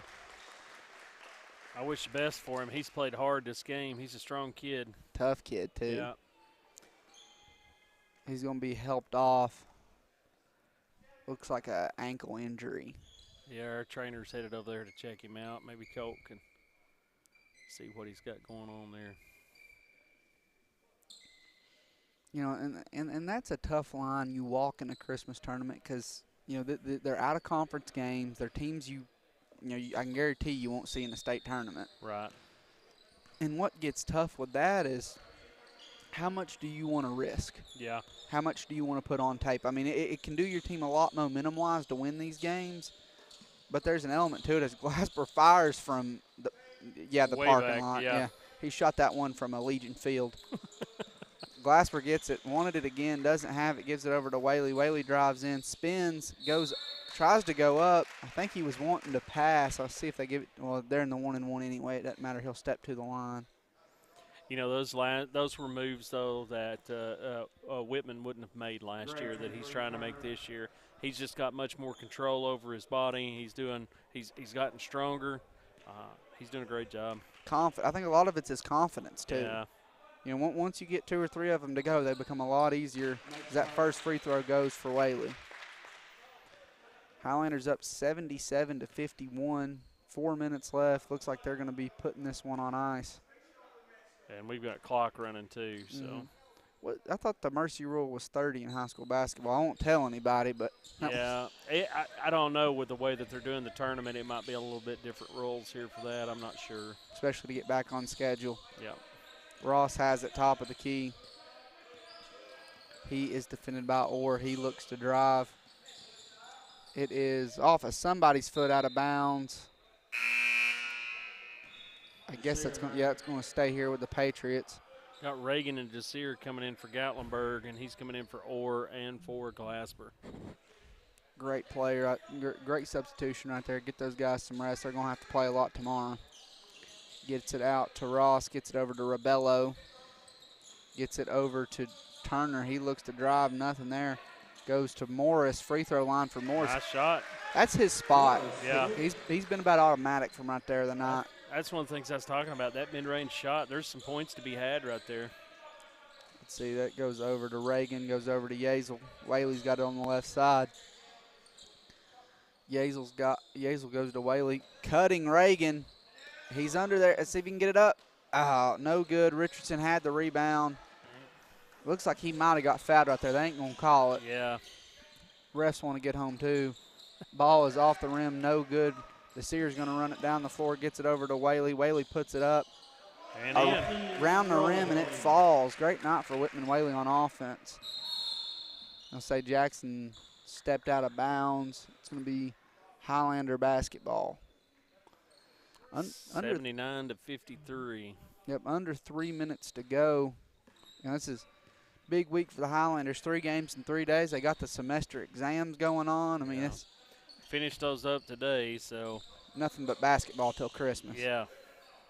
And then the boys are playing in the Winter Classic after Christmas as well, so the boys will have at least 6 games over the next week. So, hey, that's no stranger to hard work, and I like that because that's really how the state tournament's set up. Yeah. Well, Coach Moore, he'll wait. He usually doesn't play the Thanksgiving tournament because the football team is still, going, so he doesn't play yet. But Coach Katie Moore, the girls do play it, so. Well, they came away with a big win at Farragut. That did sure a lot. Did a lot for that basketball team. They opened up and they had a game at Greenville that it just wasn't their best night, and you could tell that some things just fell out of place. And they go and they beat 3 good teams in 3 days. Yeah. Really got on track, and they're on a great run right now. Yeah, they're playing solid. They get the ball up to Jackson. He wants the pass down low to Ross. Not there. Gets it over to Turner. Turner back to Jackson. Fires the corner 3. Off the rim. No good. Desir has it. We're under 2 minutes to play. Looks like we're getting ready to have a big substitution. Younger guys getting ready to come in. All kinds of young guys getting ready to check in. Gets over to Yazel. Goes over to Reagan. Reagan's got it. Goes back to Yazel. Gets it down low to Richardson. Batted away. Jackson's got it. He brings it up the floor, goes cross court to Ross. Ross fires a 3, misses everything, no good. That ball's going to go over to the Highlanders, and that's going to be a full court substitution for GP, as that is Widener, Kuykendall, Spence, Yep. Sowen, and Sutton. Mm-hmm.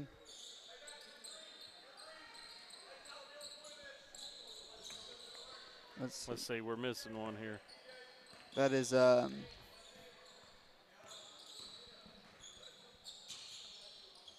Husky. 24 is Husky. Yep, Craig Husky, that's who it is.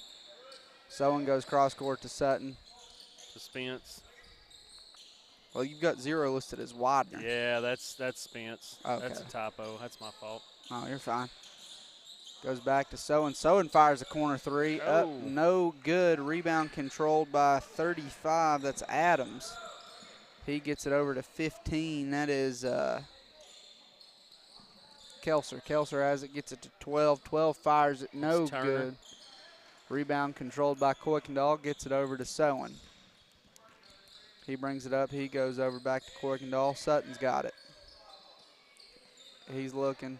He's looking. He gets it back to Kuykendall. He goes to Spence. He puts it up to Sowen. Sowen had a corner 3 if he wanted it, just didn't want to take it. Gives it back. Spence fires the 3. No good. Rebound controlled by 30. That's Wimpy. He gives it back to Kelser. Kelser has it. He gives it up to 5. That is Carter. Carter played early for the Patriots. He did. And just didn't get a whole lot of minutes. Gives it up. Spence is going to take it on the drive. Drives in, tries to put it up. It's blocked. That was Adams that knocked that one out. Yep, 6 seconds left to go. Highlanders lead by 26. Just inbound this one and get out of here. Sowen's got it. He looks to get it in. He gets it into Spence, goes over to Sutton. Sutton fires the 3 off the rim, no good. Rebound controlled by Carter. He fires a long one, no good. And that is the end of our second game here tonight. And the Highlanders, they win by a score of 79-53. And Parker, once again, I appreciate you stopping in here and watching the game and letting me con you in to come over and working with the live stream with us. I appreciate it. Hey, anytime I can get on a microphone, it's worth it. Well, I appreciate it. Great night here at Gatlinburg. Girls get the first win. Boys get the second win. We'll be back in action tomorrow, and we'll have more Highlander sports coming your way on our live stream station. Thank you all so much for being here.